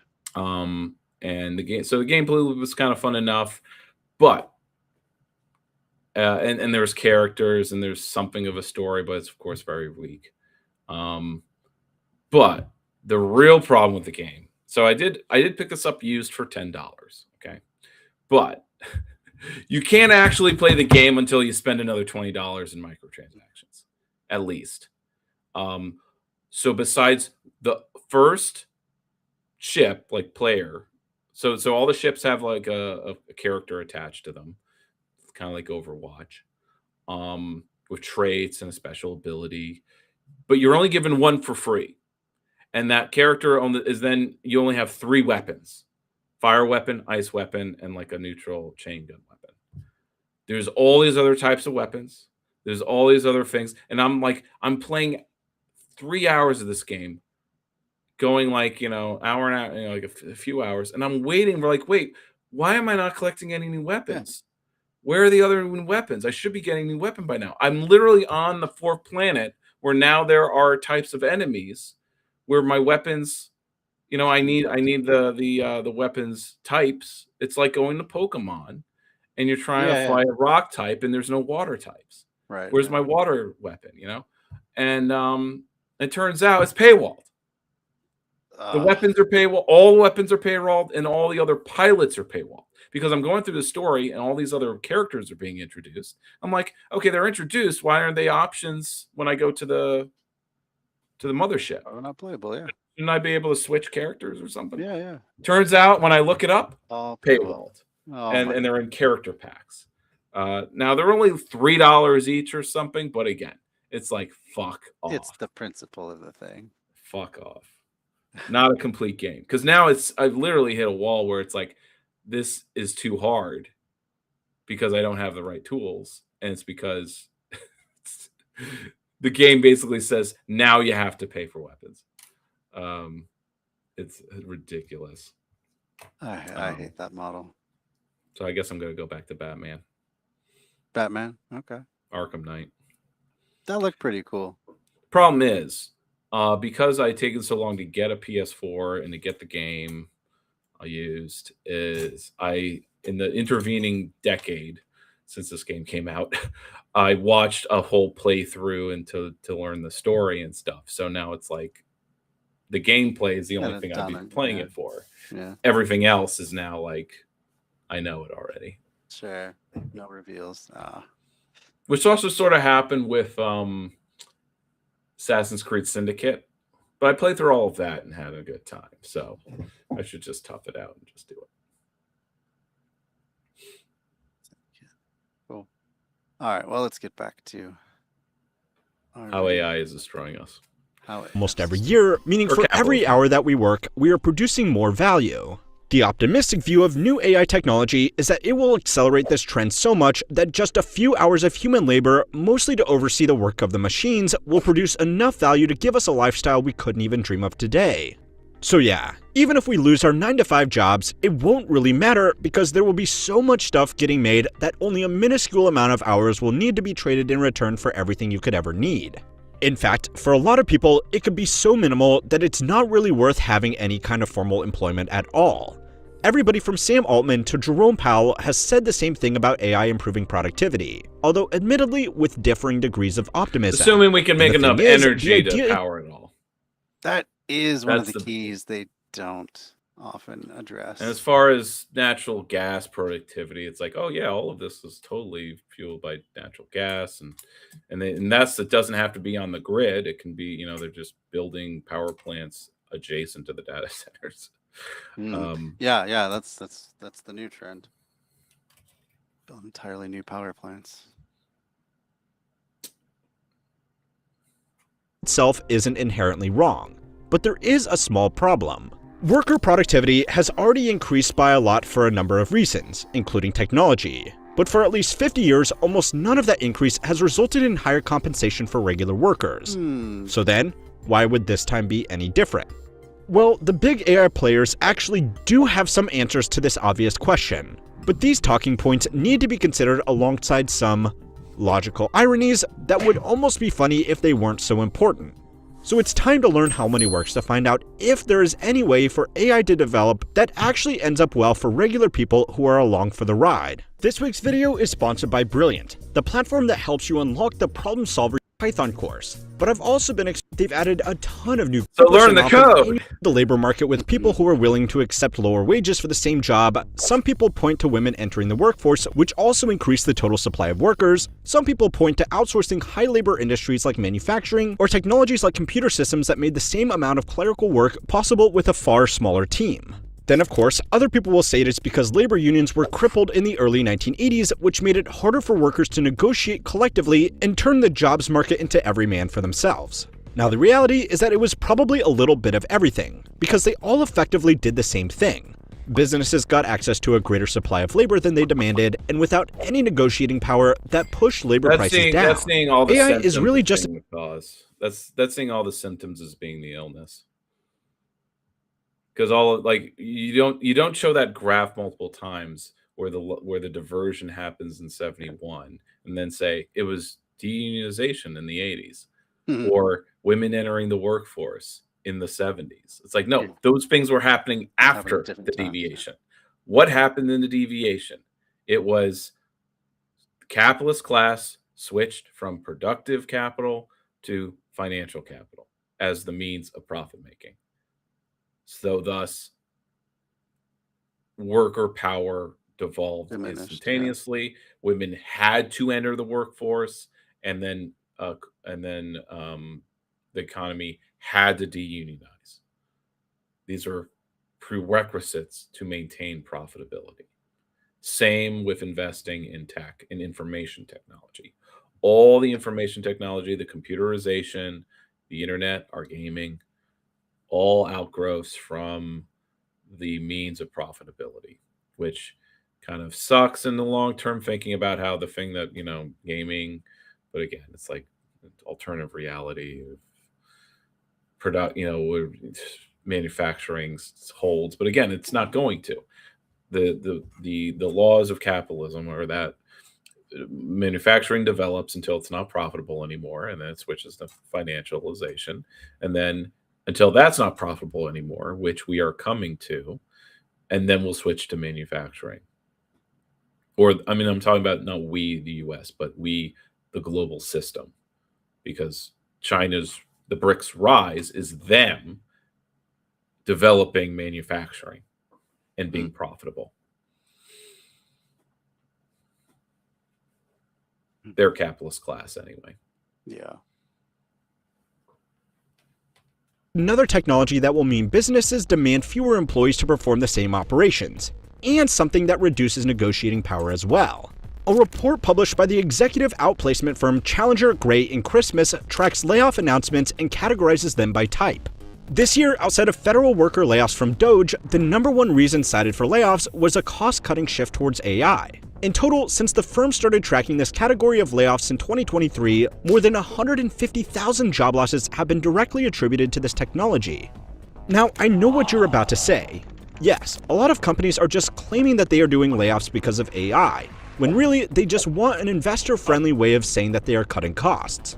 But that's actually exactly the point. Even without the ultra-optimistic tools that could be made possible by this technology, it's already becoming a great negotiating tool against workers pushing the gap further apart rather than closing it. So this is where we get onto the narrative of living in a world of such material abundance that the idea of money becomes completely irrelevant. It's a nice idea, but there are a few problems. As I was putting this video together, a group of researchers from OpenAI very publicly resigned because they said that the company's economic studies were slowly being pushed into outright AI advocacy. If they found something that would present a future of AI in a negative light, they would just bury it and broaden the scope of their research until the results looked good. One of them was quoted saying, "The economic research team was veering away from doing real research and instead acting like its employer's propaganda arm." Now, this is just the word of one man, but he probably gave up a pretty big payday to get the message out, and it does align with other reports coming out of the organization. The technically separate organization Open Research conducted one of the biggest universal basic income experiments ever on low-income households. The results were mixed, at best, but the headline press releases were overly positive about how great an AI-powered UBI future will be for everybody. Now, maybe it shouldn't be shocking that research coming out of a company with a very clear motivation to push mass AI adoption would be a little bit biased, but the ironies do go deeper than that. Remember when OpenAI was a nonprofit and the founders didn't care about making money off it? Well, according to reports from Reuters, it is now gearing up to go public in a move that could net the CEO as much as $10 billion. Now, if only he still had any economists left on his team, they could tell him that all of that money will be meaningless in the coming AI utopia. Alright, joking aside though, it's pretty clear that even if this technology meets the expectations of even the most ambitious techno-optimists, there are very few systems in place to ensure that the increased productivity from AI actually benefits regular people. It's a lot of techno-pseudo-economic jargon to try and gloss over what you probably already know, which is that if the people that own these tools can make a lot of money off not needing to pay workers anymore, they are going to try their very best to do it. But that was the optimistic outcome. The most immediate fear that a lot of people have right now is that the hype around this technology will die off and bring down the entire economy with it. Again, as I was putting this video together, the jobs report for November was published after October was skipped due to the government shutdown. Overall, unemployment rose to 4.6%, with an additional 4.1% of people in part-time or gig work who would prefer to be working full-time. This is the highest it has been since 2021, and it's clearly trending upwards. This is also before revisions, which have consistently been downwards for every report so far this year.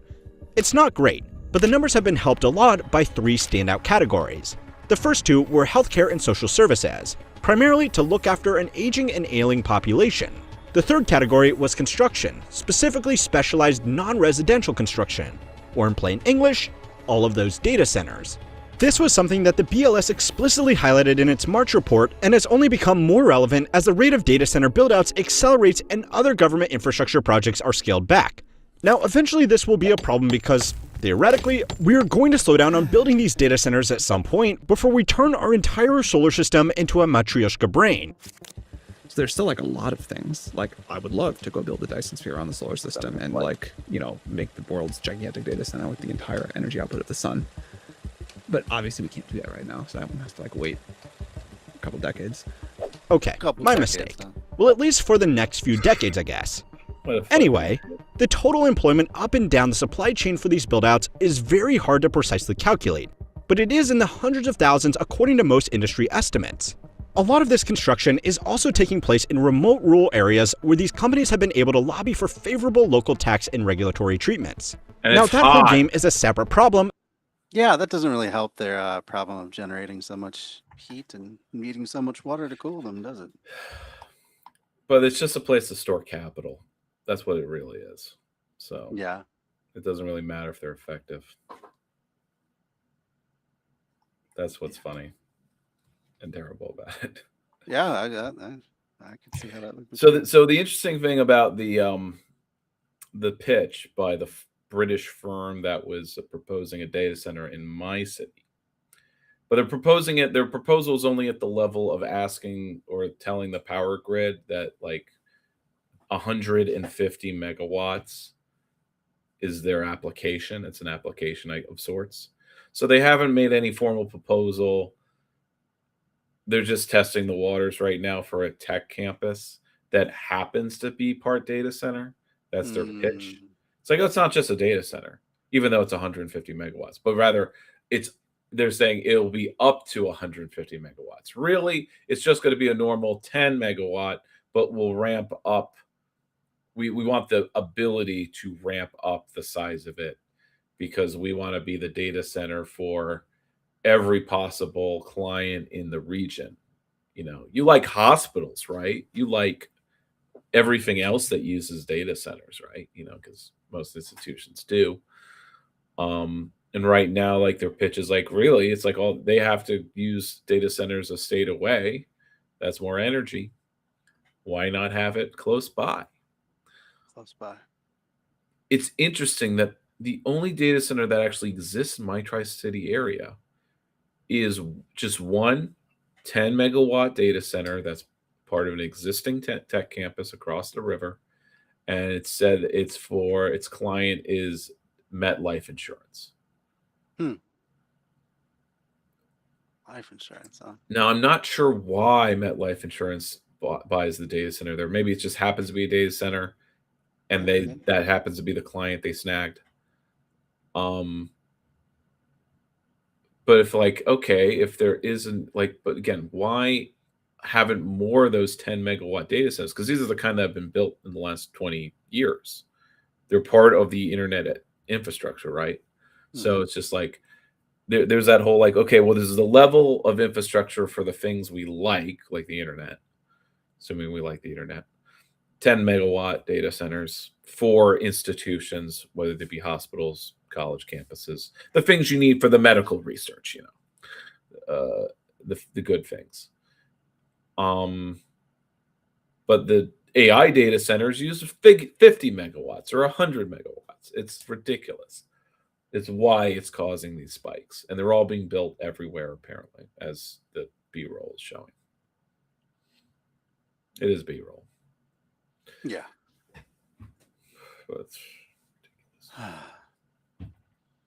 But money has nowhere, the capital has nowhere else to go. They really so they got to invest in nowhere something else, or they're looking for the thing to invest in. So since like this is a bubble, let's throw our capital into it. Yeah.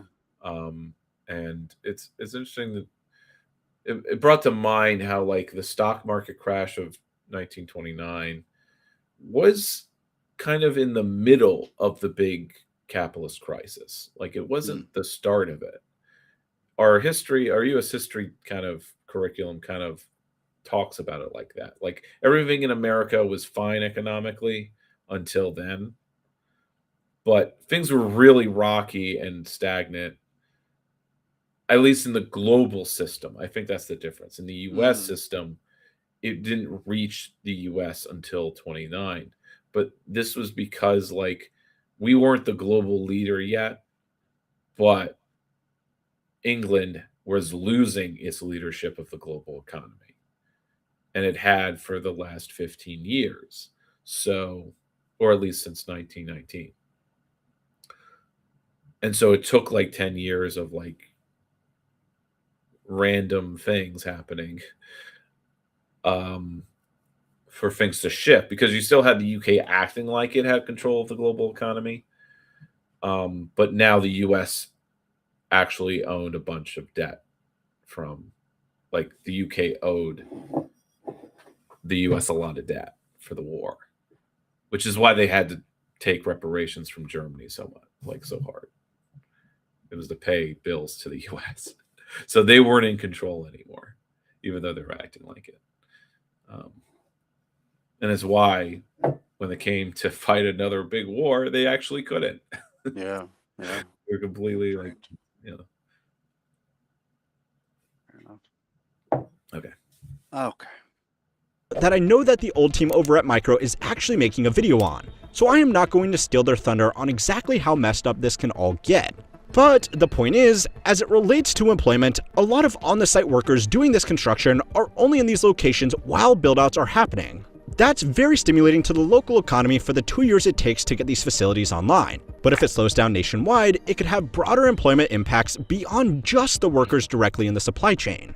Now, in the short term, even if this technology never becomes commercially viable, it could be written off as tech companies using the piles of cash they have accumulated to fund their own jobs program for a couple of years.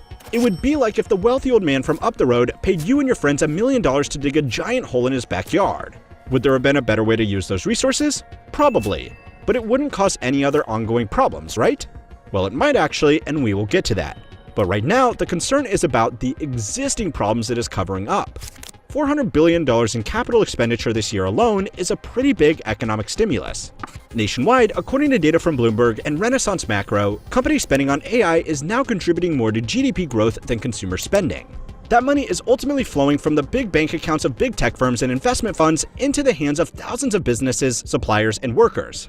In fact, if we just look at the numbers alone, then in terms of money being pumped into an otherwise unhealthy economy, this is almost exactly the same as the combined stimulus and troubled asset relief program spending from 2008 to 2009 to stabilize the economy after the GFC. Now, of course, these payments are not as direct. And for now, the good news is that most of this money is still coming from cash reserves these companies already had, with borrowing mostly being used for cash flow purposes. But it should still give you a sense of scale as to how much economic activity is being generated on the contingency that AI hype continues. If that gets taken away very suddenly, it could quickly reveal how shaky everything else was under the surface. Then, of course, there is the wealth effect of people watching the green line go up.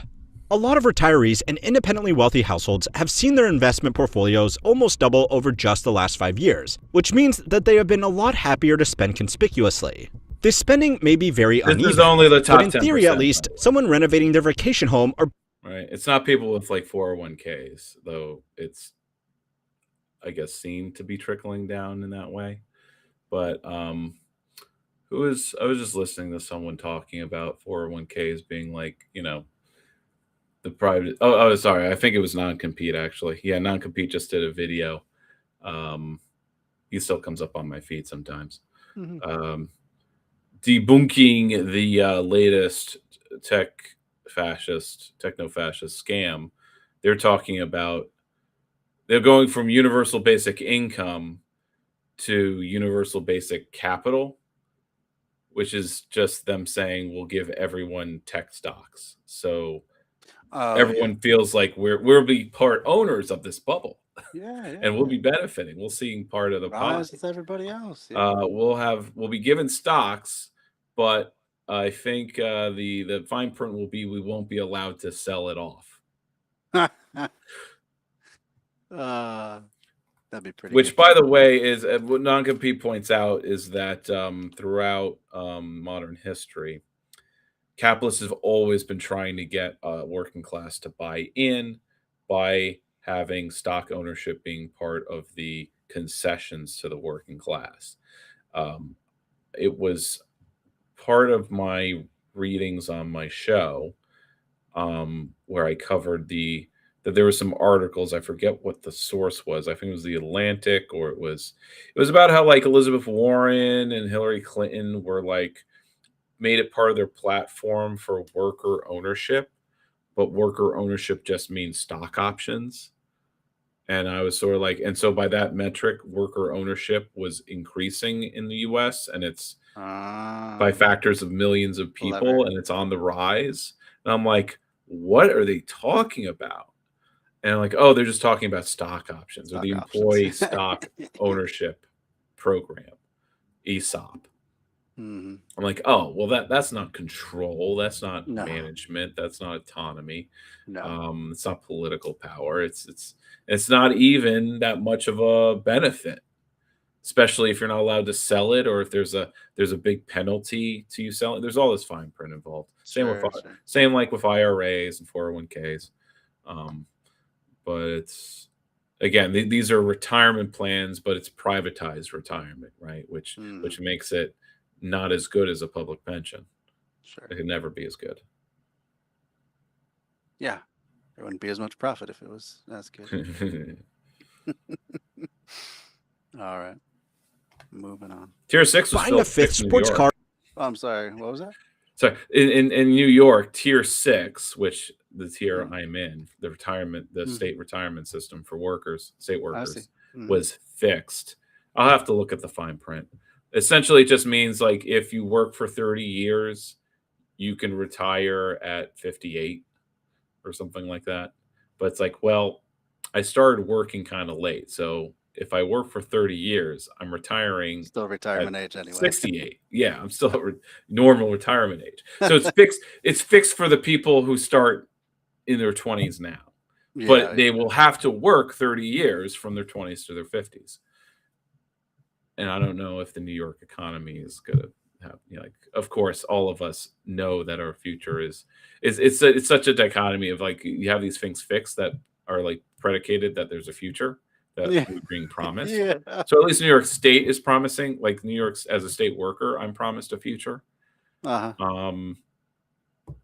But I know that everything else is shit. So it's like the New York State will have a future, but like, well, again, the state is funded by capitalists. So with their, or at least the taxation of the capitalist economy, whether or not capitalists are paying any of those taxes, they certainly complain about it. But it also means like the social democracy, Mandami, path is also very much limited by the capitalist state that we have. And we need social forces to turn the purpose of the capitalist state to a socialist one if we're going to use the current state as it is, like the Leninist approach. No, that's why even when the Bolsheviks took power, they weren't really doing socialism right away. And even when they were doing it when Stalin came to power. And of course, big argument about whether that was a complete deviation from socialism of any kind. Yeah. Absolutely. Let's see. Just got we have a few more minutes. a couple minutes left. So I'll shut up. We should wrap. Oh, no. Not a problem whatsoever. Is at least giving money to contractors or a commission to a car salesman. A lot of people living off their investments actually have a set drawdown rate of about 3 to 4% for their everyday spending. You might have heard about the 4% rule for early retirement, and this rule prescribes that you don't spend more than 4% of the value of your invested assets every year so that you don't eat into your principal wealth. Now, if your portfolio doubles in value over 5 years, that means you can do twice as much spending without changing your 4% rule. Now, a lot of wealthier households are not this mathematically rigid, but the wealth effect happens subconsciously as well. My good friend Ben Felix has done a series of great videos on this subject, as well as a video he made last week analyzing the current risks in our very concentrated investment market. So if you're interested in a detailed breakdown of these ideas, I will leave a link to them below. If people see the value of their homes double, even though it's difficult to actually access those funds, they are still going to be more likely to get themselves to do something like a big remodel. Now, so far, this has actually helped to keep things ticking along. But it's also no secret that a lot of these companies might be a teensy bit overvalued. The only market worth disrupting after burning this much capital is the labor market.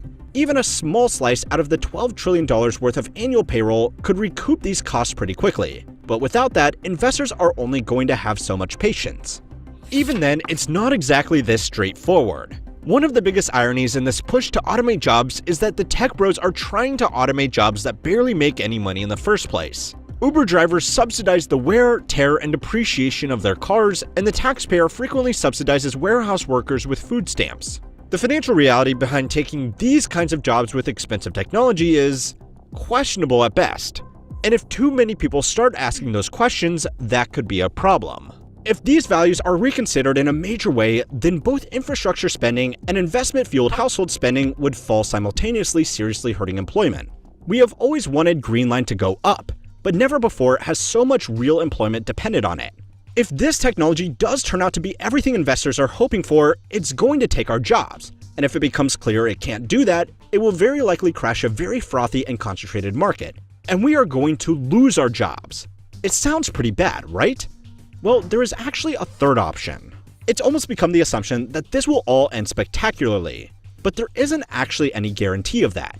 For now, the companies involved have more than enough cash between them to cover outside debt. And even if less liquid players like OpenAI can't meet the record-setting spending obligations with companies like Oracle, the recourse to actually collect on those payments isn't very strong. Nobody wants to sue the next person along from them in the financial circle jerk. I'm so happy that my lawyers have something to do. I'm so happy that I get to sue how money works and show them how the legal system works. Well, almost nobody, I suppose. Anyway, to keep their own market stable, the most likely thing to happen is that these companies just take equity in exchange for compute time or quietly renegotiate commitments behind the scenes and just stretch them out over longer periods of time. So, even if advancements continue to slow down, this could plod along for a lot longer than you might expect. But in the long term, this kind of scenario could actually be an equally damaging outcome. Consistent investment into AI above anything else is going to starve other hopeful technologies of getting the funding they need for development. The joke about putting AI in the name of the company to get investment is true, but a lot of companies do it because they need that investment to develop their product. An anecdotal example I saw while putting this video together was the startup Boom Supersonic. It has been raising money for the past decade to develop a modern supersonic passenger jet aircraft. Now, maybe you think faster air travel is a worthy technology to pursue. Maybe you don't. But that doesn't really matter. The point is that this month they came out with a new product, Especially which was when we need basically less taking air one of their travel. jet engines. Yeah. Yeah. Especially when it's cooking the planet. And attaching it to a generator, which they were pitching as a new and innovative way to power data centers. Now, this of course is just one example, but startups trying to develop new technologies are all being forced to play some version of the same game to keep funding going. On a larger scale, there has been a big push towards reshoring manufacturing. This may very well be a noble goal with strategic value, but it's also made much harder by rising energy costs and electrical grids that need to support factories as well as data centers. Right now, the data centers can just afford to pay more, which means factories and regular households have to suffer the financial consequences. The same kind of financial crowding out is happening in a lot of markets already. The reason you are going to need to sell a kidney to afford 2 gigs of RAM is because the entire production base is being redirected towards serving this one industry. Going all in on one hand may or may not pay off, but it also means we don't have any chips left to take better bets if and when they come along. Now go and watch this video next if you are still understandably not totally convinced this is one giant bubble. And don't forget to like and subscribe to keep on learning how money works. Now this next one, we're not doing it, of course, but this one is a nice anecdote or counterpoint to that video. Nobody knows what the future of AI. So that could be a next time thing, but you know, a lot of different options there. But I just bookmarked that one, last night. Really cool video. Cool. Longer though, of course. But it's he uses halfway into doing this the usual diagnostic of capitalism not declining, but it's heading in, it's in its current crisis. He makes a diversion to talk about the anti-life equation from the DC universe, using an example in the 70s and how it was like when it was introduced in the lore of the DCU. And I mean, it wasn't the DCU yet; it was just DC Comics. Yeah. But that anti-life is hopelessness. It's this, it's that. What is anti-life?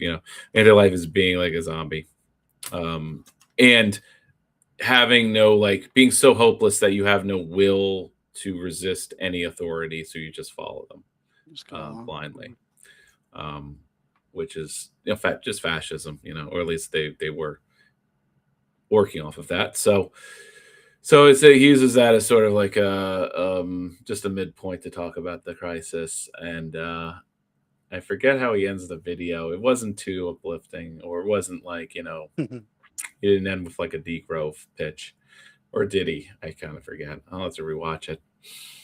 But you have some red tumors of sorts that will talk of degrowth, but not enough of them.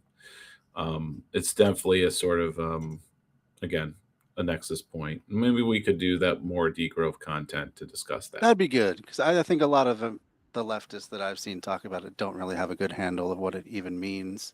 Or they're using a straw man, which is just sad that they would even lean on doing that. Like I've heard Majority Report talk about it and just completely deride it as ludicrous, but they don't seem to understand. They don't understand anything. The first thing of what it means. No. Yeah, there's nothing sadder than podcasters discussing something when it's clear they have not done any prep or research, or no one on their staff has. They didn't ask anyone. They're just part of the jibber jabber podcasting is you're just giving your opinions based on who you are currently, not you, a developing agent person. Because Sam Cedar has been the same commentator since 2001. Yeah, since 2001. He literally has not. I don't know if he's changed anything about his commentary.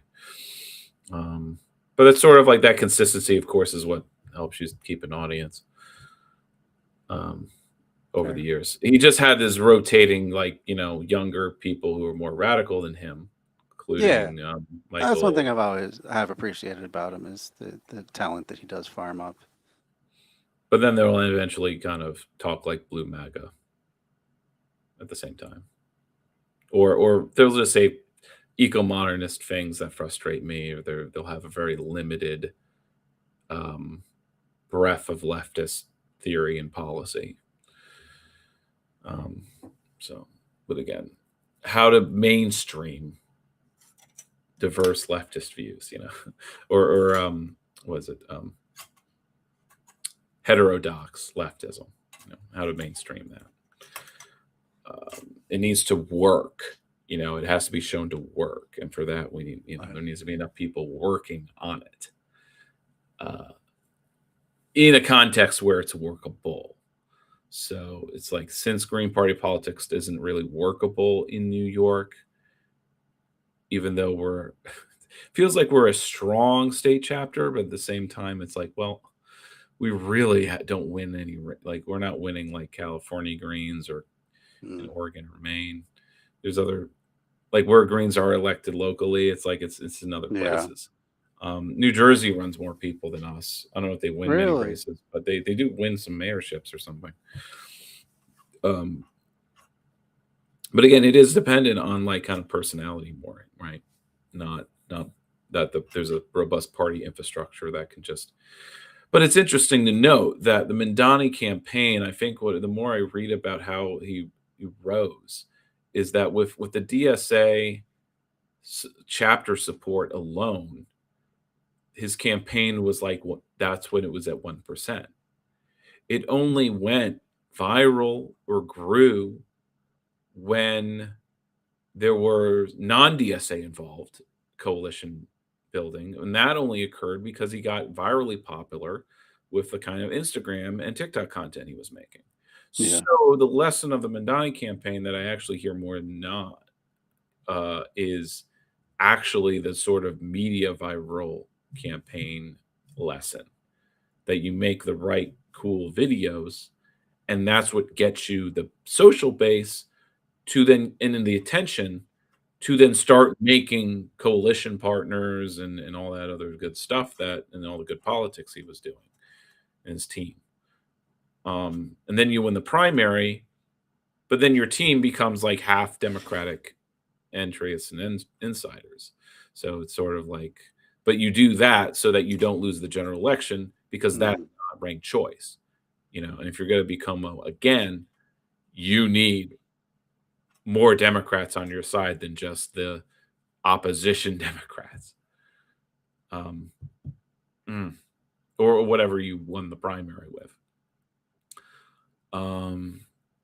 It's interesting when I meet people, when I encounter like older friends or whatever, who, when Mamdani's mentioned, they actually kind of grimace, like they didn't see him winning as being a good thing. Really? Well, liberal Zionists, liberal Zionists. Oh, okay, side, boomers. I'm talking about boomers who aren't socialists at all, or just, it's a completely alien thing to them in retrospect. So yeah. Okay. Have a good night. Another great stream. I don't know how many I people really enjoyed it. We'll have to look at our metrics on YouTube. But otherwise, I still have a good time doing this, and it helps me vent and sort out some things. But yeah, because all my other friends are busy, or I'm busy, and I'm not making time. Yeah, I do appreciate these streams quite a bit. I always learn an incredible amount. So great. It helps me review too the DSA caucus stuff, because again, as he points out, the caucuses are always changing too. So it's actually like some things aren't worth memorizing because they're fluid, and it's interesting that that's sort of a drawback to real democracy, is that there's really nothing to memorize if you actually have direct democracy. It's sort of helpful to have things put into two camps. Or at least it helps reporters. So maybe like reporters will look for that. And if there isn't that, they'll actually like, this is too complicated, I can't cover this.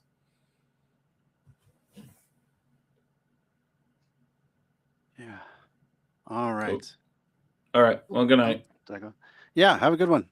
See ya in a couple weeks then. All right. Hopefully we'll have another 600 signatures. Yeah. Good luck. It seems like you are closing in on it though. So Yeah, I it's think it's possible. stressful, but it's also not all up to me. Of But course. it's like we got 1,000 signatures over last month, and I wasn't sure we were going to That's make great. that. So I guess even more people at crunch time. I think we're bringing in a few more people. So that's I guess I should be confident and just do the amount that I'm comfortable doing. All right, later. Okay. All right. See ya. All right. And still, Restream continues to screw up.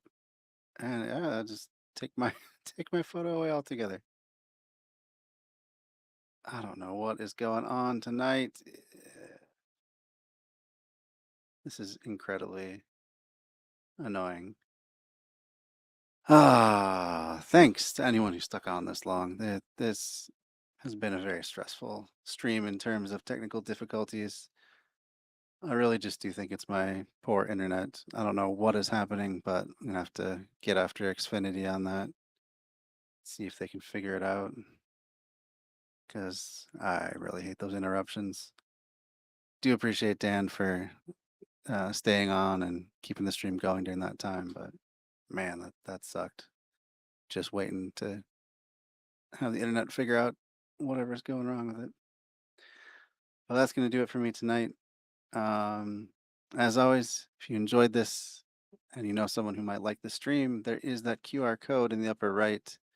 All you got to do is show them this video, have them scan it with their phone, and they can become a subscriber as well on whatever platform they like. That's a link to all of the various places that I do stream, which is pretty much every major platform. Anyway, till next time, and I'm going to be out of town this weekend, so I don't know when next time is going to be. Perhaps next Tuesday night, but who knows at this point? I don't know. We'll see how it goes. Start my new internship this next week, so going to be super busy with that. I don't know. Stay tuned. Make sure you subscribe so you get notifications. And then you'll be sure not to miss the next show. See you guys then. Bye.